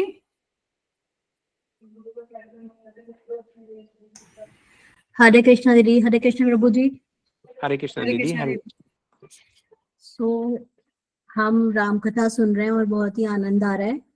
जी प्रभु जी, मेरे साथ मेरे हस्बैंड भी बैठे हुए हैं, अभिनव जी जी, जी और जी। इनका भी हरे कृष्णा प्रभु हरे जी। कृष्ण, हरे कृष्ण। थोड़ा सा भक्ति की तरफ झुकाव मेरे साथ साथ ये भी चल रहे हैं। आपकी कथा जी सुनते आप हैं इनको काफी जिज्ञासा हो रही है। थोड़ा सा नहीं कह सकते। देखिए, जो पतियों में जो भक्ति होती है ना, वो छुपी हुई होती है, हाँ बाहर से जी। दिखती है थोड़ी थोड़ी, और अंदर होती है बहुत बहुत, है तो ना। आपको सुनते सुनते इनकी जिज्ञासा आ रही है कुछ, तो ये पूछना चाह रहे थे। मैंने कहा आप ही बात करो, प्रभु जी बहुत अच्छे से समझाएंगे। जी तो हाँ जी, प्रयास कर सकते हैं प्रभु जी की सेवा का। हाँ जी। हरे कृष्णा प्रभु जी, कैसे हरे हैं? कृष्ण, हरे कृष्ण। मैं बढ़ हूँ, आप कैसे हैं? जी बिल्कुल ठीक प्रभु जी। So nice to see you here. Thank you for coming and same, joining. Thank you, thank you. So मेरा ये क्वेश्चन है कि मैं हनुमान जी का बहुत बड़ा भक्त हूँ। मतलब रेगुलर मैं हनुमान चालीसा वगैरह जय पढ़ता हूँ और जी मन में भी काफी उनके बारे में सोचता हूँ। तो जी मेरा ये प्रश्न है कि मैं मतलब हनुमान जी को खुश कैसे करूं? मतलब मैं क्या ऐसे काम करूं कि वो हम्म प्रसन्न हो बड़े? मतलब एक भक्ति हम्म तो एक चीज है, चलिए, उनका स्मरण भी एक चीज है, पर जिससे वो ये महसूस करें कि हाँ, मतलब ये सही में पूर्ण भक्ति है, ये सही में श्रद्धा भाव है, ये मतलब मैं क्या ऐसा करूं? जी हाँ प्रभु जी, जी, आपने जो प्रश्न पूछा है वो सुनने में तो बहुत सिंपल लग रहा है, लेकिन ये प्रश्न वही व्यक्ति पूछ सकता है जिसके पास पुराने जन्मों की जो सुकृति है वो बहुत प्रगाढ़ हो चुकी होगी। आम व्यक्ति ये प्रश्न नहीं पूछ सकता, है ना। हाँ जी, क्योंकि it's coming from a very good place in your heart. This is selfless हाँ क्वेश्चन जी, ना। हाँ तो जी, उसका जो उत्तर है, जो आपने हम सबके उसके लिए बेनिफिट के लिए पूछा है ये प्रश्न, वो यही है कि हमें ये देखना है कि हनुमान जी कब प्रसन्न होते हैं। हनुमान जी भगवान राम को देख के प्रसन्न होते हैं, है ना। हाँ जी, भगवान हनुमान जी कहाँ रहते हैं? जहाँ पे भगवान की कथा हो रही है। भगवान राम ने कहा कि चलिए मैं जा रहा हूँ साकेत धाम, सब लोग चल रहे हैं, चलो चलो। वो बोले कि वहां आपकी कथा होगी? उन्होंने कहा कि नहीं, वहां मेरी कथा तो नहीं होगी, लेकिन वहां पे मैं स्वयं होऊंगा। तो हनुमान जी कहते हैं कि फिर मैं यहीं पे रुक जाता हूँ, क्योंकि यहाँ पे आपकी कथा भी है और कथा के अंदर तो आप होते ही हो, तो आप भी मिल जाओगे और आपकी कथा भी मिल जाएगी। हाँ जी, इसका मतलब ये है कि भगवान की कथा के द्वारा भगवान की भक्ति देना हनुमान जी को सबसे अधिक प्रिय है ना। हाँ जी, and just to oversee that path he decided to stay back in this world. इसीलिए चारों युग प्रताप तुम्हारा, है ना। हाँ जी, चारों युग में लोगों को भक्ति की देने की जो जिम्मेवारी है वो हनुमान जी की है। देंगे देंगे, क्योंकि हनुमान जी कौन है? शंकर सुवन केसरी नंदन। शिव जी का तो काम ही यही है, हाँ फैमिली जी, बिजनेस है भाई उनका, हाँ जी, है ना। देखो, हस्बैंड वाइफ दोनों भक्ति देने में लगे हुए हैं। कल हम सुनेंगे कि सती जी ने ये जो सब सारी लीला की, कितना बड़ा बलिदान है प्रभु जी ये लीला करके। हमें एक सीख देना, जिस प्रकार से जब एक शिशु, कोई बच्चा जब बहुत छोटा होता है, तो वो एक दिन करवट ले लेता है। जब वो 5-6 महीने का होता है तो सब लोगों को बड़ी प्रसन्नता होती है। फिर धीरे धीरे वो जमीन पे चलने का प्रयास करता है रेंग रेंग के। तो जो माँ होती है वो क्या करती है? शिशु के पास आके लेट जाती है और उसी की तरह रेंग के चलने का प्रयास करती है। तो शिशु खुश हो जाता है। वो जैसे जैसे माँ चल रही है वैसे वैसे वो चलने का प्रयास करता है। फिर एक दिन वो खड़ा हो जाता है, माँ खड़ी हो जाती है और माँ उसके हाथ पकड़ के उल्टा चलती है ताकि शिशु आगे बढ़ सके। माँ पीछे जा रही है ताकि शिशु आगे जा सके। इसका मतलब ये नहीं है कि माँ को सीधा चलना नहीं आता, माँ उल्टा चलती है। माँ इसलिए उल्टा चल रही है ताकि शिशु सीधा चल सके। सती जी भी यही कर रही है पूरी लीला में। उन्होंने अब तक जो भी किया है वो हमारे समक्ष एक उदाहरण प्रस्तुत करने के लिए किया है। सोचो प्रभु जी, कितना बड़ा बलिदान हाँ जी, है ना। और आगे जो वो प्रश्न करेंगी शिव जी से, वो भी हमारे कल्याण के कर एक से एक प्रश्न है प्रभु जी। मतलब इतने बड़े बड़े तत्व हैं, पूरा हमारा जीवन इतना सरल हो जाता है इन तत्वों को ज्ञान, जब हमें उनका ज्ञात होता है। तो वो सब हम आगे आगे सुनेंगे प्रभु जी। हनुमान जी की कृपा से ही हम सब लोग यहाँ पे बैठे हैं, हाँ जी, वरना ये हो नहीं सकता, हाँ जी, है ना। तो आपके दर्शन हुए प्रभु जी, हम धन्य हुए। हनुमान एग्जैक्टली। भक्त वो भी ऐसे जो हनुमान जी से अपने लिए कुछ नहीं चाहते, उनकी प्रसन्नता पूछ रहे हैं। हाँ प्रभु जी मतलब, कहाँ थे आप अब तक? नहीं मतलब मैंने तो जो भी मांगा हनुमान जी से उन्होंने सब कुछ दिया, तो मैं चाहता हूँ कि मैं उनको कैसे खुश करूँ, उनको कैसे धन्यवाद करूँ।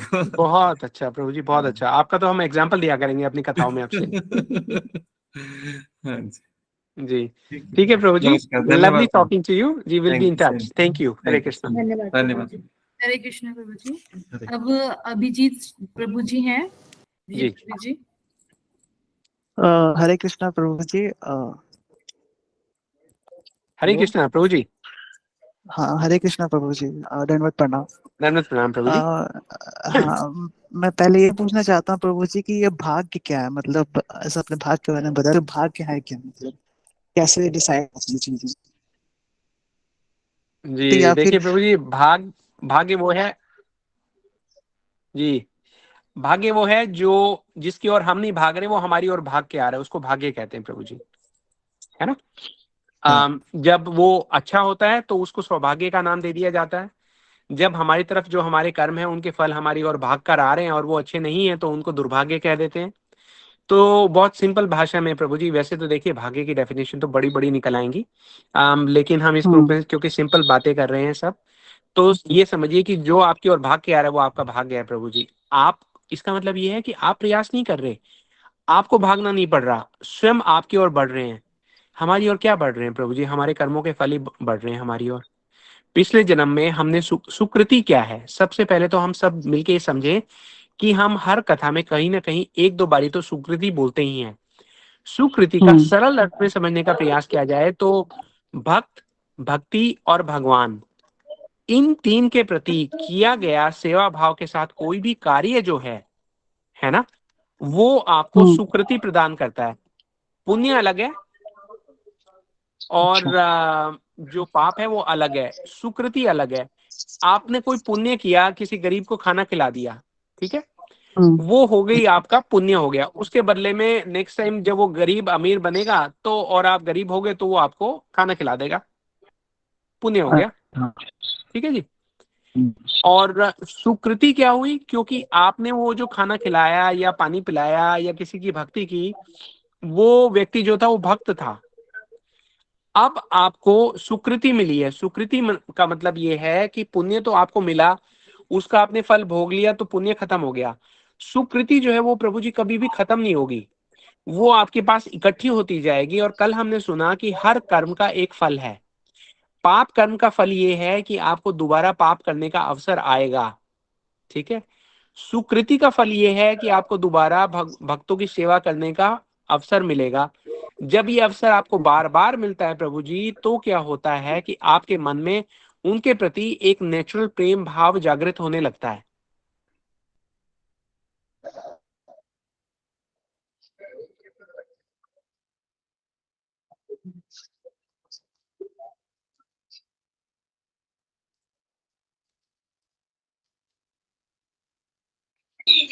प्रभु जी आवाज नहीं आ रही।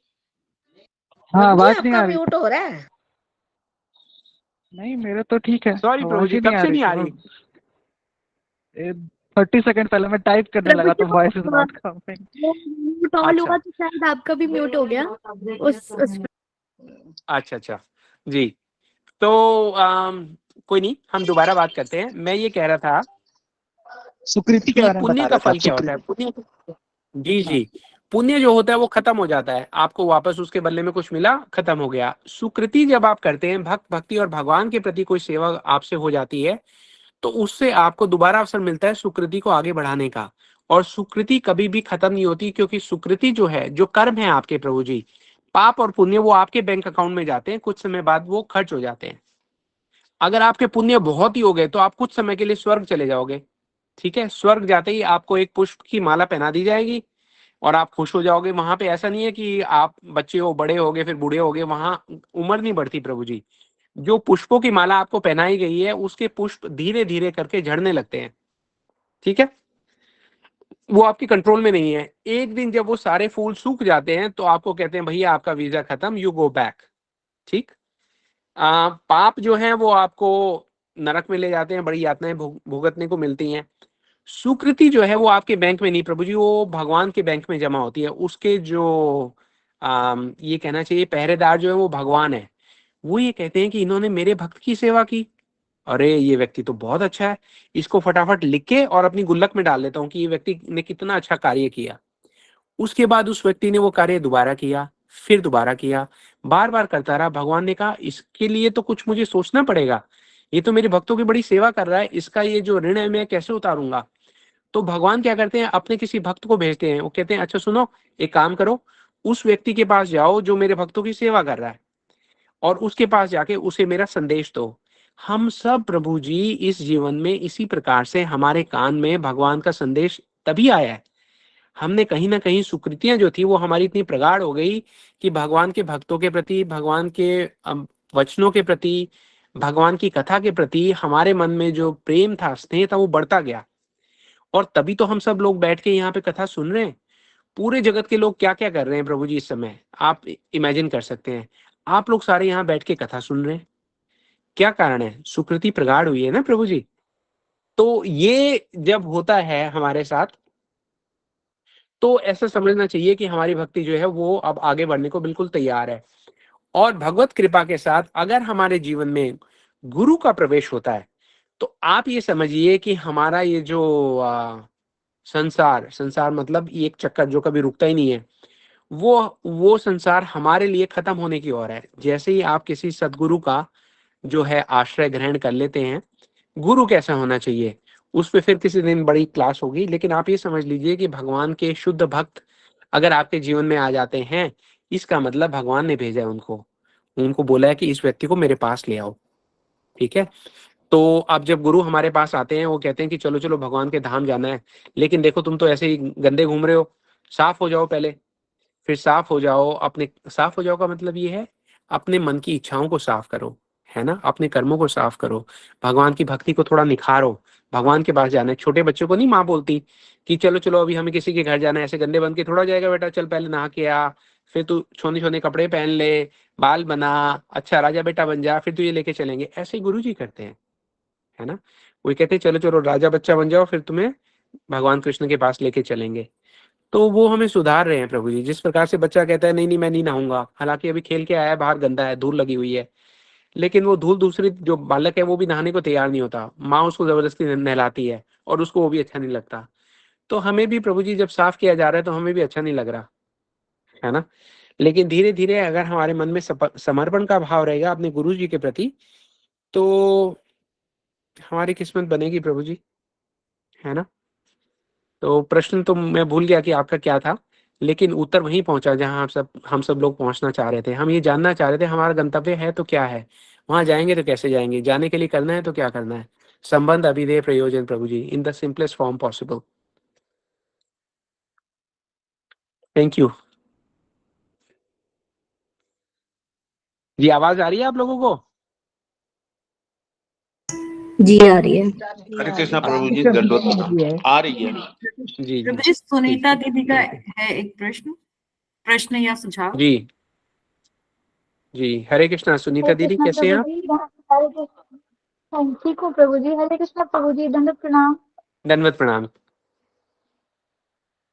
प्रभु जी मैं कुछ पूछना भी चाहती हूँ और बताना भी चाहती हूँ। जी जी, पहले आप बता दीजिए फिर आप पूछिएगा, हम प्रयास करेंगे अगर हम कुछ कह सके तो। प्रभु जी मुझे मतलब कथा सुनने का इतना हो रहता है कि बस कहीं से भी कथा सुनने को मिल जाए। बहुत और अच्छा। चाहे वो गुरुदेव कह रहे हो या फिर आप में से कोई भी प्रभु जी कह रहे हो, और काम करते वक्त भी कथा सुनने को मिल जाती है तो काम छूट जाता है और कथा सुनने बैठ जाती हूँ। जी। फिर भी और प्रभु जी ये पूछना चाहती हूँ कि मुझे फिर भी ना संतुष्टि नहीं होती कि भाई हाँ अभी भी सुनना है, कुछ ना कुछ ऐसा रहता है। जी जी। तो तो संतुष्टि नहीं होती कि भाई हाँ ये तो बहुत भाई अच्छा और भी जो कुछ है मुझे लक्षण है और दीदी। तो ये रहता है ना प्रभु जी कि अभी भी भगवान की सेवा के लिए मैं ना पूरी तरह से तैयार हुई नहीं। ये रहता है कि अभी भी बहुत कुछ कमी है। जी जी, देखिए कल हमने इसके बारे में बात की थी कि कमियों के तो हम पुतले हैं, हम में सब में कमजोरियां बहुत हैं, दोष बहुत हैं, उसके बारे में तो हम क्या कहें क्या ना कहें, है ना। हमें तो ये समझना है कि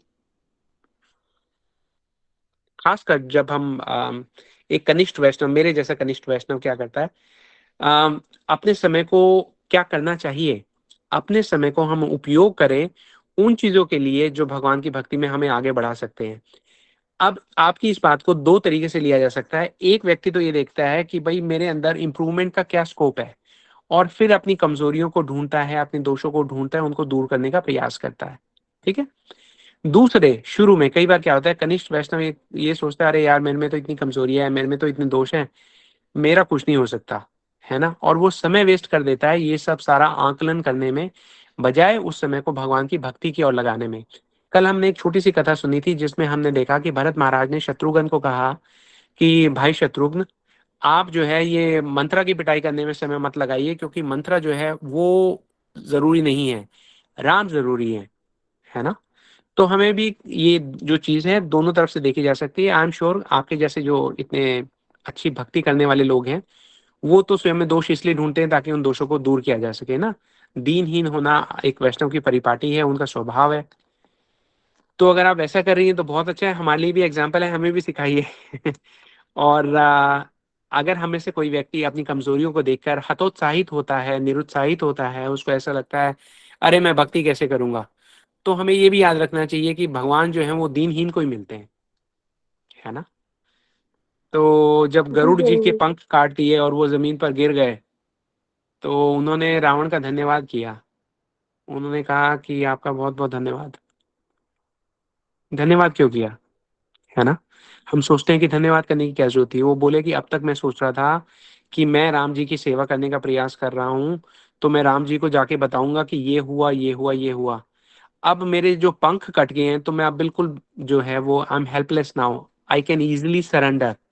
अब तक तो मैं सोच रहा था कि मेरे अंदर कुछ सामर्थ्य है जिससे मैं कुछ करूंगा, अब मुझे पता है कि मैं अब सामर्थ्यहीन हूँ, मेरे पास अब कुछ भी नहीं है। It's much easier for me to surrender now as it is. तो वो ये बोले अब जो जिम्मेदारी है वो मेरी नहीं है, अब उत्तरदायित्व तो भगवान का है कि भगवान मेरे पास आएंगे। और वही हुआ कि भगवान चलकर स्वयं गरुड़ के पास गए। तो जब हम स्वयं को दीनहीन बना लेते हैं तो भगवान स्वयं हमारे पास आते हैं, क्योंकि उनको पता है कि ये तो जा नहीं सकता।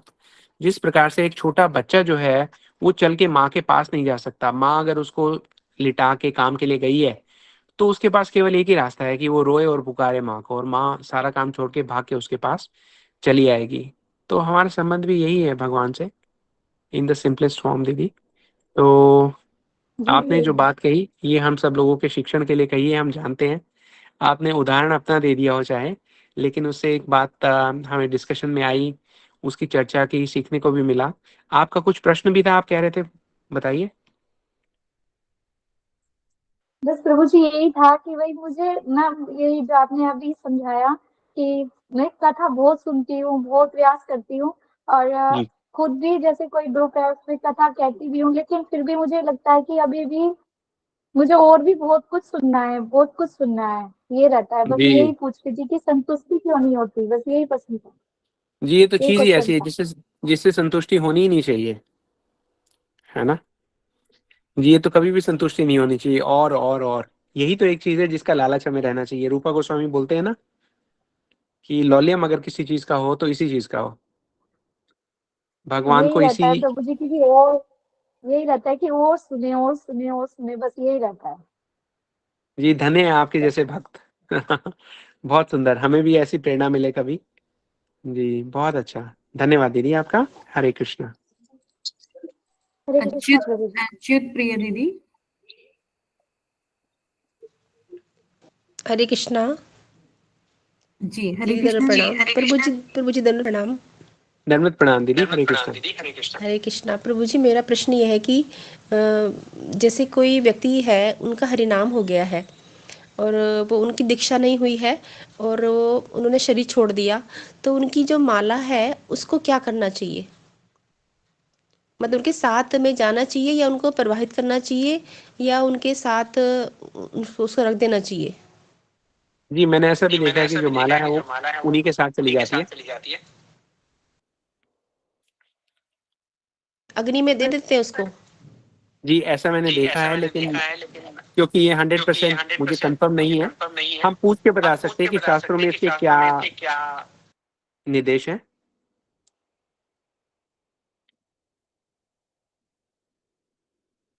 ये मुझे प्रभु जी क्वेश्चन पूछना है कि अभी हमारे साथ से हुआ है, अभी कभी बाय द वे हमारे भी जीवन का भरोसा नहीं है, तो यदि हम जी कोई थे हमें हमारा क्या होगा कल को, तो ये क्वेश्चन बहुत जरूरी है प्रभु जी, इसलिए मुझे जानना है। नहीं देखिए, जरूरी है। और जहां तक हमें पता है हमने तो ये कहा है कि भाई अगर हमारा शरीर छूटे तो ये सारा माला आप हमारे साथ ही दे देना। और ये बहुत आवश्यक है कि आप अपने पूरे परिवार को बता के रखें। जी, अब शायद एको नहीं होगा। अभी भी एको हो रहा है। हाँ, अब नहीं होगा। प्रभु जी दीदी मेरी आप मदद दीदी अपना प्रश्न पूछिए ना, अपना माइक म्यूट कर लीजिए। दीदी बार ये म्यूट हो जा रहा है। नहीं, मैं कर रही हूँ, आप अपना प्रश्न पूछिए ना, म्यूट कर लीजिए क्योंकि वॉइस इको हो रही है बहुत ज़्यादा। हरे कृष्णा दीदी, रिपीट होके आ रही है वॉइस। दीदी जब प्रभु जी बोले ना तब आप अपना माइक ऑफ कर लीजिए, तो प्रभु जी जी की दीदी आवाज नहीं है। जी दीदी हरे कृष्णा। तो प्रभु जी अभी मेरी मदर ने शरीर छोड़ा है कुछ समय पहले, तो हमें किसी ने बताया कि अरे आपने माला क्यों रख दी। हम उनके साथ माला रख दी, तो कईयों ने कहा कि नहीं, इसको तो प्रभावित करना, जिसे उनकी अस्थियों के साथ गंगा जी में इसको बहा देना चाहिए था या इसको रखना चाहिए था। तो प्रभु जी मुझे डाउट है कि मतलब इसमें क्या करना चाहिए। देखिए, आपको ये बताने वाले जो थे वो कोई वैष्णव है? प्रभु जी वैष्णव नहीं थे। जी देखिए, जितने मुंह उतनी बातें। जहां तक मैंने देखा है वहां पे तो यही है कि माला उनके साथ ही जाए, क्योंकि जो माला है, जो गुरुजी ने नाम जप कर माला आपको दी है, वो वही आपका संबल है, वही आपका समर्थ्य है। उसको अपने से दूर करने का कोई लाभ हो ऐसा मेरी जानकारी में नहीं है। फिर भी मैं डबल चेक और कर दूंगा। लेकिन उसके साथ हम सब लोगों के लिए एक सीख भी है कि हम सब लोग अपने परिवारजनों को, अपने लोगों को, बच्चों को, सबको ये बताएं कि भाई देखिए, हमारा शरीर कभी भी छूट सकता है। अगर हमारा शरीर छूट जाए तो आप इन बातों का विशेष ध्यान रखिएगा कि हमारे अंतिम संस्कार किस प्रकार से किए जाएं, जहां तक पॉसिबल हो। और उसके बाद हमारे जो वो हैं, जो श्राद्ध हैं वो कैसे किए जाएं, हमारा अंतिम संस्कार कैसे किया जाए, सब अगर हो सके तो एक रिटर्न फॉर्म में कहीं पे छोड़ के जाना चाहिए कि भाई जब भी ये हो तो सबको रेडिली अवेलेबल हो। उसके बाद लोग ये ना कहे ओहो उनकी, शायद उनको ये अच्छा था, शायद ये अच्छा था। उनको बोला भैया जो गए हैं ना वो ये बोल के गए हैं कि हमारे जाने के बाद ऐसे ऐसे करना है, किस प्रकार से ब्राह्मणों को दान देना है, किस प्रकार से गैया की सेवा करनी है ना। वो सब सारी चीजें हमें बतानी चाहिए। हमें ये सारी चीजें तो स्कूल में सिखानी चाहिए, क्योंकि जो आत्मा की गति है उसी को रोके बैठे हैं हम, बाकी सारी चीजें पढ़े जा रहे हैं। तो इस बात से ये ध्यान आता है कि आप सब लोग जो भी ये बात आप जी बोलिए प्रभु जी ये क्वेश्चन ये क्वेश्चन मैंने अपने लिए ही किया है, क्योंकि यदि कल को हमारा फिर कुछ होगा तो संशय ना रहे कि मतलब क्या सही है क्या गलत है ना। तो बच्चों को जी पता होना चाहिए कि क्या करना चाहिए। बिल्कुल, उनको बैठा के एक रिकॉर्डिंग बना दो उनके लिए कि भैया अगर हमारा शरीर छूटे तो आपको ये करना है, ये हमारी इच्छा है और इसमें आप कोई बदलाव नहीं कीजिएगा। और उसके लिए हो सके तो एक बैंक में बजट भी छोड़ दीजिए कि भैया इसमें पैसे रखें खर्चे के लिए। अगर आप लोगों के पास पैसे ना हो तो हम देके जा रहे हैं, हमारा कल्याण कर दो। इस बारे में शर्माना नहीं चाहिए, ये तो बताना ही है। जी प्रभु जी धन्यवाद। हरे कृष्णा, दंड प्रणाम। ठीक है, हरे कृष्ण, धन्यवाद, प्रणाम।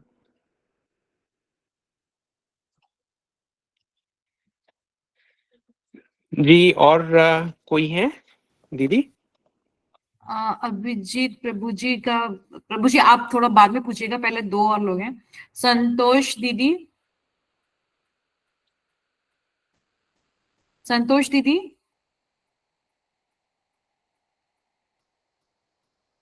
गीता दीदी, गीता कांता दीदी,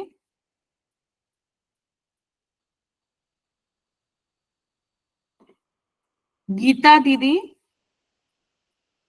रितु सोलंकी दीदी, हरे कृष्ण दीदी। हरे कृष्ण प्रभु जी, धन्यवाद प्रणाम। हरे कृष्ण दीदी, आवाज क्लियर, और मेरी आवाज क्लियर आ रही है प्रभु जी? जी हाँ, एक तो प्रभु जी कई बार ऐसी प्रॉब्लम हो जाती है, कभी कथा नहीं सुन पाते तो रिकॉर्डिंग नहीं करते आप कथाओं की? जी दीदी, रिकॉर्डिंग हम करते हैं, लेकिन हम ये चाहते हैं कि ज्यादा से ज्यादा लोग जो है वो लाइव कथा में हमारे साथ जुड़े। ये एक प्रकार का सत्संग है, क्योंकि सब लोग इकट्ठे जुड़ते हैं। इकट्ठे जब आप कथा सुन रहे होते हैं ना, तो जो हमारा सामूहिक एक भक्ति का जो विचार है वो एक दूसरे को बिना बताए भी प्रेरित करता है। वो बहुत आवश्यक है हमारी भक्ति की वृद्धि के लिए। तो हमारा पहला प्रयास यही है कि सब लोग एक साथ जुड़ें। अगर यूट्यूब पे सुनना है तो देखिए, यूट्यूब पे तो कितनी कथाएं घूमती रहती हैं, आप कहीं से किसी को भी सुन सकते हैं। लेकिन यहाँ पर हम इकट्ठे हुए एक परिवार के जैसे, जिस प्रकार से हम ये चाहते हैं कि परिवार के लोग भी एक दूसरे के लिए थोड़ा समय निकालें, उसी प्रकार से हम सब ये सोचते हैं कि भाई एक आधे घंटे की तो बात है, आधे घंटे के बाद जिसने रुकना है, जो जितना समय देना चाहे वो उनकी मर्जी है। हमारी जो टीम है वो तब तक यहाँ पे रहेगी जब तक यहाँ पे एक भी सदस्य बात करना चाह रहा है। रिकॉर्डिंग की जा रही है, जब कोर्स खत्म हो जाएगा तो उन रिकॉर्डिंग्स को अपलोड कर दिया जाएगा लोगों के सुनने के लिए। लेकिन अभी यहाँ पर हम एक परिवार का निर्माण करना चाह रहे हैं। ऐसे परिवार का निर्माण करना चाह रहे हैं जो इस बात से जागरूक हों कि इस समाज में हरि कथा की कितनी आवश्यकता है और किस प्रकार से उत्तरदायित्व तो किसी और का नहीं है, ये हमारा स्वयं का है कि हम उस हरि कथा के प्रचार प्रसार के बारे में कुछ ना कुछ सोचें, कुछ ना कुछ करें।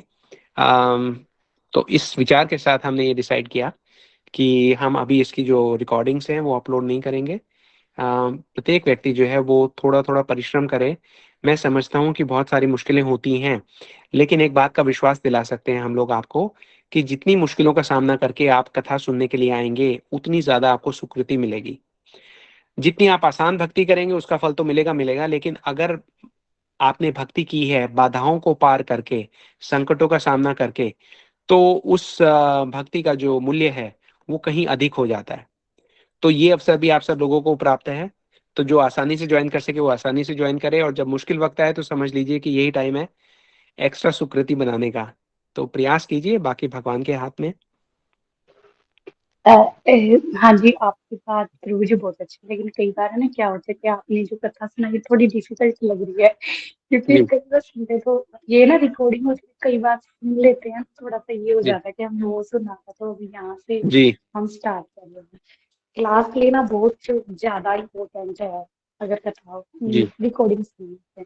अच्छा प्रभु जी, एक दीदी ने अभी जो क्वेश्चन पूछा था, मैंने सुना जी है जी कि जो मतलब जो माला होती है तो वो कोई और सदस्य नहीं जप सकता, उनकी माला जो चले जाते हैं।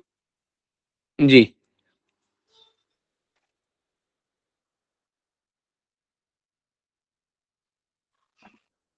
जी दीदी।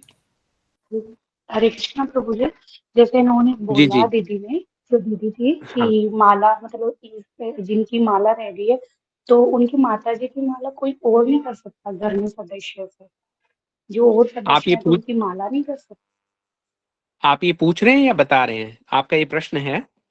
नहीं पूछ, हाँ जी प्रश्न मैं हाँ जी पूछ रही हूँ जी प्रभु अच्छा, जी, पूछ ये रही आप पूछ रहे हैं। देखिए, माला जो है वो प्रत्येक व्यक्ति की एक व्यक्तिगत होती है। गुरु का और शिष्य का एक संबंध होता है ना। और उस संबंध के बल पर गुरु जो हैं भगवान को कहते हैं कि आप इस माला में प्रवेश कीजिए और इस भक्त पे कृपा कीजिए। तो वो एक पर्सनल चीज है, वो कोई ऐसे नहीं है कि भाई किसी का जैकेट था और वो दूसरा व्यक्ति पहन रहा है। माला हर एक को जो दी जाती है वो उनके लिए ही दी जाती है। That is very very personal. ठीक है प्रभु जी, हरे कृष्ण प्रभु जी, धन्यवाद। हरे कृष्ण दीदी, धर्म प्रणाम।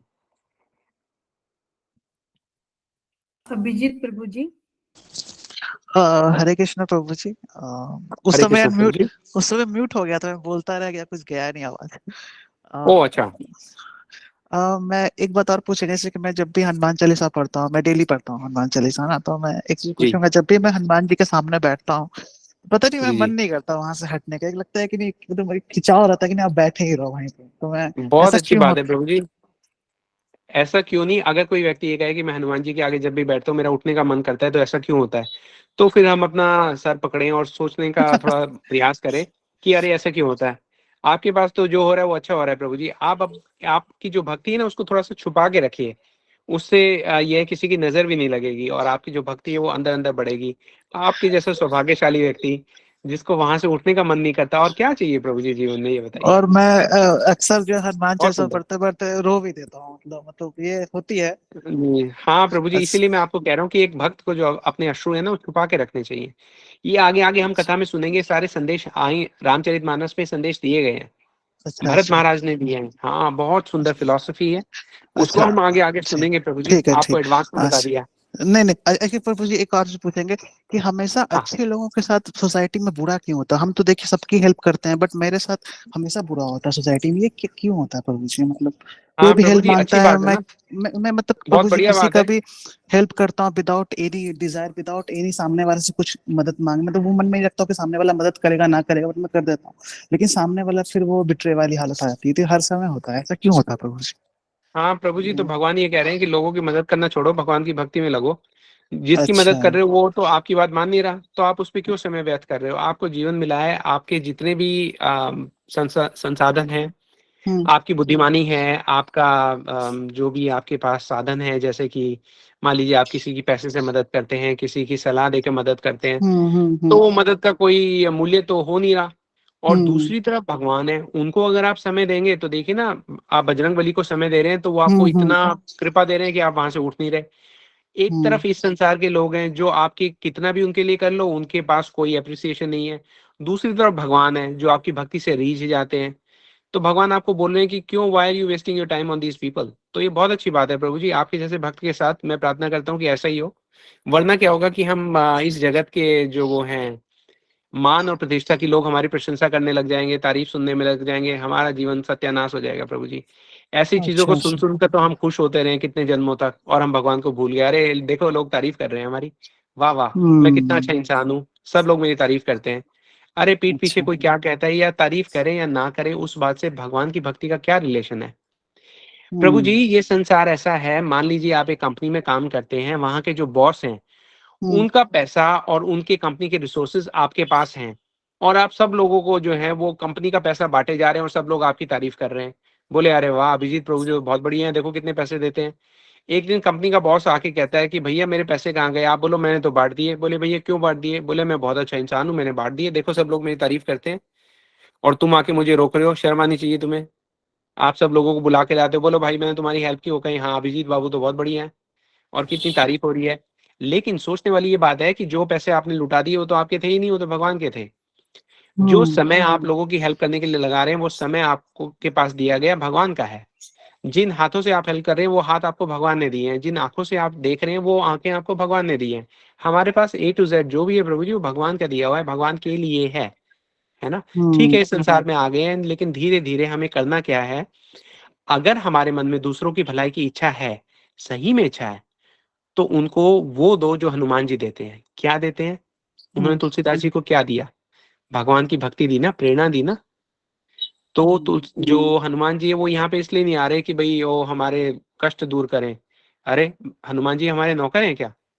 हम भगवान के नौकर हैं, हम उनके सेवक हैं, हमने उनको अपना सेवक बना रखा है। ये कहाँ की बात है प्रभु जी? हाउ अनफेयर कि भगवान हमें अपना, हमारा ये काम करो, हमारी इच्छा पूरी करो। क्यों करे भाई? भगवान वो है कि भगवान तुम हो? भगवान जो है, हमें तो ये पूछना चाहिए कि हम आपकी क्या सेवा करें।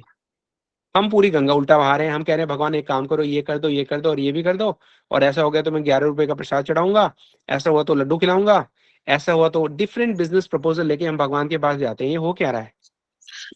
नहीं मैं तो प्रभु जी कभी अर्जुन नहीं गया हनुमान प्रभु जी जी, से मांगता। अर्जुन गया भगवान कृष्ण के पास, बोले महाभारत का युद्ध होना तय हो गया, वहां पे दुर्योधन महाराज पहले ही बैठा हुआ है। तो उन्होंने कहा कि भगवान कृष्ण उठे। एक कल्प में ऐसा भी हुआ था, भगवान कृष्ण उठे, उन्होंने देखा कि दोनों बैठे हुए हैं, तो दुर्योधन बोला कि देखो जी युद्ध होना तय हो गया, आप हमारे रिश्तेदार हो, हमारी हेल्प करो। भगवान बोले हाँ हाँ दुर्योधन क्या चाहिए, बोलो बोलो। मेरे पास अक्षरोणी सेना है एक तरफ तो, और दूसरी तरफ मैं हूँ, मैं लड़ूंगा नहीं। तो दुर्योधन बोला अच्छा फिर एक काम करो, आपकी सेना ले जाऊं? भगवान ने कहा हाँ तथास्तु ले जा भाई। तो दुर्योधन जी जो थे वो सेना लेके वहां से चंपत हो गए। अब जो अर्जुन थे वो बैठे बैठे देख रहे थे कि भाई भगवान जो है, भगवान जो है दुर्योधन के साथ संवाद कर रहे हैं। अर्जुन थोड़े से अपसेट लगे, थोड़े उदास हो गए, थोड़े परेशान लगे। तो भगवान कृष्ण ने उनसे पूछा कि भाई अर्जुन तुम परेशान हो, उदास हो कि वो सेना ले गया और सेना तुम्हारे हाथ से निकल गई? बोले नहीं भगवान, मैं तो इस बात से परेशान हो गया था कि आपने उस मूर्ख को ये बोल दिया कि मांगो क्या मांगते हो। अगर वो आपको मांग लेता तो मैं क्या करता, है ना। क्योंकि जो भक्त है वो तो भगवान के अलावा कुछ मांगते ही नहीं ना। और जो संसार भर के दुर्योधन है वो सेनाएं मांगते रहते हैं, भगवान आपके पास सेना खड़ी है, मैं ले जाऊं, है ना। तो इस महाभारत में, इस संसार के महाभारत में हर दुर्योधन जो है प्रभु जी वो अंत में मृत्यु के घाट उतरता है, और हर जो अर्जुन है वो खड़ा होता है एक ऐसे रथ पे जिसके ऊपर एक ध्वज लगा हुआ है जिसपे हनुमान जी खड़े हुए हैं। जीत किसकी हुई प्रभु जी? हनुमान जी, है ना, हनुमान जी की जीत हुई ना। क्यों? क्योंकि अर्जुन ने भगवान कृष्ण को मांगा। तो ये सारे लोग जो हम देखते हैं, एक बार किसी ने मेरे से पूछा कि भाई इंडिया वाले तो बड़े पाखंडी हैं, वो व्यक्ति जो है उनको भगवान से कोई दुश्मनी है, पता नहीं क्या चक्कर था। तो उन्होंने कहा कि हिंदुस्तान में इतने लोग, मंदिर के बाहर 5 किलोमीटर की लाइन लगी रहती है और सबसे ज्यादा लोग जो है हिंदुस्तान में दुखी हैं। तो हम उनको बता रहे थे कि ये जो 5 किलोमीटर की लाइन देख रहे हो, इनमें से ढूंढ के लाओ कि अर्जुन कौन है, कौन ऐसा व्यक्ति है जो वहां पे जा रहा है भगवान की प्रसन्नता के लिए। ये सब भगवान को अपना काम ये सब दुर्योधन लाइन लगा के खड़े हैं। मैंने कहा इनको तो अभिशाप मिलना चाहिए, है ना, भगवान को नौकर बना के रखा है। अरे कोई बात है। तो चले खैर प्रभु जी, दुनिया है, देख रहे हैं हम तमाशा जी। भगवान की कृपा है कि ऐसे संदेश आपके द्वारा हमें जानने को, सीखने को, सुनने को मिलते हैं, ताकि कहीं ना कहीं से तो इच्छा हमारे दिमाग में आएगी ना कि हाँ बात तो सही है, भगवान हमारे नौकर हैं या हम भगवान के नौकर हैं, हम दुर्योधन है या अर्जुन है। हमें रोज स्वयं से पूछना चाहिए प्रभु जी। मजाक बना के रखा हुआ दुनिया ने हर एक बात पे। अरे वो कोई दुख आ गया, हे भगवान तूने ये क्या किया, है ना। किसी घर में मृत्यु हो गई, बहुत दुख का विषय है प्रभु जी, लेकिन बोले हे भगवान तुमने ये क्या किया। अरे जब आपके परिवार में उन्होंने जन्म लिया था, आपने कहा था हे भगवान ये क्या किया, बात सही कह रहे हैं। तब तो आपने बोला कि हे भगवान ये क्या किया, अब हे भगवान ये क्या किया। तो प्रभु जी भगवान को बड़ा पूरा कॉन्सेप्ट ही जो है वो अभी तो ज्यादा नहीं लूंगा, बट ऐसे तो बहुत सारी स्टोरी जहाँ पे मतलब अलग चीजें मैंने एक्सपीरियंस की है लाइफ में। तो मुझे लगा कि मुझे हर समय उस समय लगा है कि हनुमान जी आए हैं मदद करने, तो मैं वो कुछ शेयर करूंगा। अभी नहीं, टाइम लग जाएगा, मैं क्यों और शेयर करूंगा जी। ये जो मेरी पर्सनल लाइफ की स्टोरी जहाँ पे अभी तक। हाँ प्रभु जी कुछ बता रहे थे, आपसे करेंगे जरूर बात, नो प्रॉब्लम। ठीक है प्रभु जी। हरे कृष्णा प्रभु जी, धन्यवाद प्रणाम। हरे कृष्णा, धन्यवाद प्रणाम प्रभु जी। जी कोई और? संतोष दीदी। बाबूजी नहीं आया अभी तक, क्यों? संतोष दीदी फोन नहीं करा, कल तो आ गए थे 7-8 बजे। हरे कृष्णा संतोष दीदी उनको लगता है आवाज नहीं जा रही।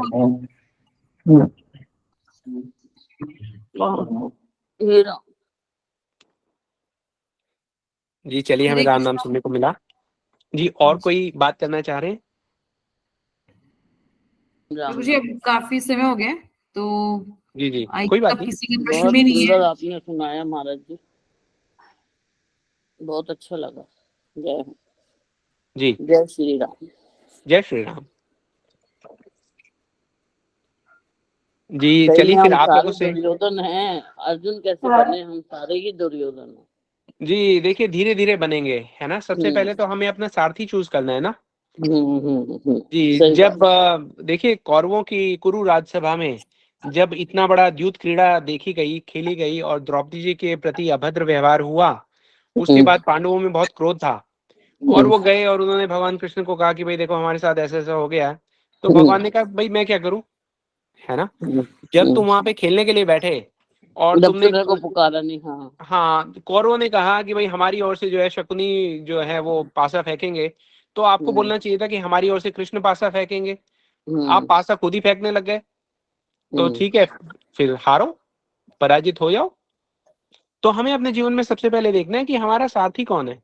क्या हमारा सारथी वो लोग जिनसे हम सलाह लेते हैं, जिनकी हम बात सुनते हैं, जिनके लिए हम अपना समय व्यतीत करते हैं कि उनसे निर्देश लें, क्या वो शकुनी है या कृष्ण है? उससे पता लगेगा कि हम दुर्योधन बनेंगे या अर्जुन बनेंगे। सही बात है ना, बिल्कुल। सारथी तो फिर भगवान को ही बनाएंगे तभी जी, तभी होगा ना जी। अगर मेरी कोई बात किसी को बुरी लगी हो तो उसके लिए आप मुझे क्षमा कर दीजिएगा। बुरी नहीं लगी, बहुत अच्छा लगा। सही में आपने जो कहा है ये बिल्कुल सही है कि हम लोग सब दुर्योधन की तरह ही इसमें जा रहे हैं। कोई भी इतनी भक्ति भाव में अभी तक हम लोग तो गए नहीं है। कोशिश करते रहते हैं, लेकिन वही ना, उससे पहले हमारे मन में लालच और ये सब रहता है, ये मांग ले, ये मिल जाए, ये कर दें, वो कर लें। भक्ति की तरफ ध्यान नहीं जाता ना। तो इसलिए सही बात है। बहुत अच्छा लगा आपको। जय श्री जय श्री राम। आप सब लोगों से मिलकर बहुत अच्छा लगा। जा रहा हूँ, बस हो गया जी। और कोई अगर ना हो तो फिर हम सेशन को क्लोज कर सकते हैं, अगर आप में से कोई बात करना चाहे। अच्छा ये बताइए कि कल एकादशी का फास्ट कौन कौन रख रहा है? हैंड रेज कर लीजिए। हम भी कर रहे हैं। प्रभु जी हैं शक्ति दे हमें। जी, शक्ति भगवान अवश्य देंगे, हमारे अपनी तो इच्छा। ये जयंत का वो जो आप कह रहे थे ना कि बताने को, जी तो वो उसका क्या समझ में नहीं आया मेरे को। जी हाँ, आज समझ में नहीं आया होगा, कल पूरा बताएंगे। हमने उसको रहस्य को रखा एकादशी की रखा तिथि के ही है लिए। आपने, हाँ वही मैंने कहा पूरा डिटेल बताई नहीं ना आज। जी जी, कल बताया जाएगा, है ना। ठीक है, जी, तो धन्यवाद। अभी तो हम ये देखते हैं कि किस किस ने हाथ उठाया भाई। कौन लोग हैं जो कल एकादशी नहीं रख रही है, बताइए। जो लोग एकादशी नहीं रख रहे, उनसे ये प्रश्न ये है कि हम क्या करें जिससे आप एकादशी रखें।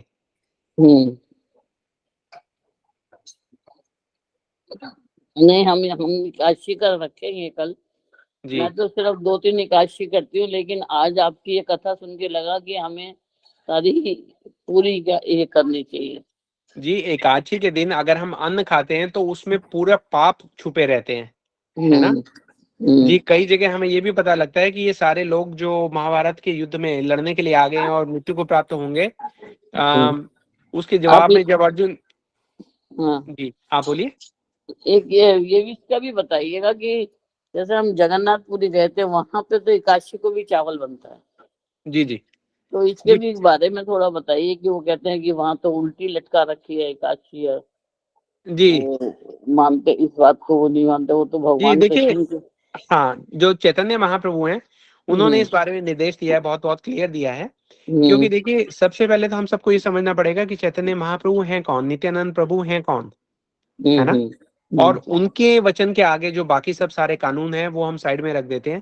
चैतन्य महाप्रभु ने स्वयं एकादशी का पालन किया, उनको जगन्नाथ जी का महाप्रसाद लाके दिया गया, उन्होंने उसको प्रणाम किया, दंडवत प्रणाम किया, उसकी परिक्रमा की और बोला कि इसको ले जाके रख दो, हम द्वादशी के दिन इसका दोबारा से नमन करके इसको ग्रहण करेंगे, हाँ, लेकिन एकादशी के दिन नहीं लेंगे। एकादशी बहुत के क्लियर है हाँ। जी, जो बात बोलना चाहे वो बोल सकते हैं जी, सब किस्म के लोग हैं।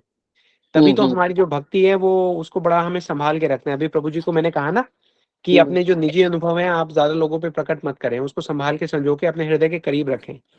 तो हमें अपनी भक्ति को, बहुत भक्ति कोमला है ना, तो बहुत सारे लोग मीठी मीठी बातों से अलग अलग अपने मशवरे देकर उसको खराब कर सकते हैं। इसलिए बहुत जरूरी है, और सबसे ज्यादा जरूरी ये है कि जब हमें ना पता हो तो हम ये कह सकें कि हमें पता नहीं है। जरूरी नहीं है कि हम कहें हमें हर बात पता है ना। लेकिन जो बात कहें वो सही बात कहें तो अच्छा है जी। तो anyhow we close this class now. जिन लोगों ने अब तक हाथ नहीं उठाए एकादशी के लिए, उनसे मेरी हाथ जोड़ के प्रार्थना है कि कुछ करें जिससे आप एकादशी कल कर लें, और हर एकादशी करें।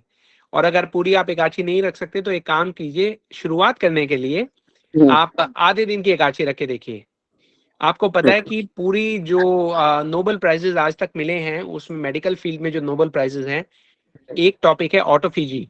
ऑटोफेजी को एक ही मतलब ऐसे टॉपिक है जिसको 3-3 नोबेल प्राइजेस मिले हैं, और वो उनकी वो जो डिस्कवरी है, जो फाइंडिंग है, वो ये कहते हैं कि जब आप फास्ट करते हो, जब आप व्रत रखते हो, तो आपका इम्यून सिस्टम बिल्ट होता है और आपके अंदर की जो बीमारियां वो धीरे धीरे ठीक हो जाती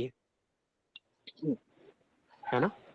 तो साइंस इसको बैकअप करती है। पद्म पुराण में भगवान कहते हैं, गीता महात्म्य में भी ये इसका वर्णन आता है, एकादशी महात्म्य में, सब जगह आता है। भगवान राम स्वयं कहते हैं लक्ष्मण जी को कि भाई ध्यान रखना, कल एकादशी आ रही है, एकादशी का पालन अवश्य करेंगे। तो फिर राम कथा सुनने वाले लोग एकादशी का पालन ना करें तो हो ही नहीं सकता। अगर आप लोग अभी शुरू कर रहे हैं तो ये कर लीजिए कि आप धीरे एक अभ्यास के लिए आधे दिन की एकादशी रख के देखिए, अगली बार पूरे दिन की एकादशी रख के देखिएगा। इसमें आप स्वयं को ये भी कह सकते हैं कि भाई ये हमारी स्वयं से ही एक परीक्षा है, किसी दूसरे को ना बताएं आप, लेकिन स्वयं सोच के देखें कि भाई हम भगवान से कितना प्रेम करते हैं, है ना। कई बार हमें लगता है कि oh we are very strong, फिर हमें पता लगता है ओ हम तो भोजन के प्रति हमारा कितना अनुराग है, भगवान के प्रति तो है नहीं, है ना। उससे पता लगेगा कि हम कितने फंसे हुए इस जगत में। तो आप सब लोग प्रयास कीजिए, मेरे ऊपर ये आभार कीजिए, एहसान कीजिए, ताकि नहीं आप कहें तो अगर हम करेंगे तो अपने लिए ही करेंगे। आपने हमें ज्ञान दिया, बताया, इसके लिए बहुत अच्छी बात है जी। तो चलिए, जो मेरे भाई बहन सुन रहे हैं और एकादशी कल रखने का प्रयास करेंगे, उनको मैं एडवांस में दंडवत प्रणाम करता हूँ। कल दोबारा मिलते हैं। आपको भी हम प्रणाम करते हैं। जी हरे कृष्णा। आप सब हरे लोगों को हरे कृष्णा, धन्यवाद प्रणाम। हरे कृष्ण गुरुदेव प्रणाम। हरे कृष्णा प्रभु जी। राम हरे राम कृष्णा। सबको राम राम। राधे राधे प्रभु जी, राधे राधे। राधे राधे। जय श्री राधे। प्रभु जी। सभी को दंडवत प्रणाम।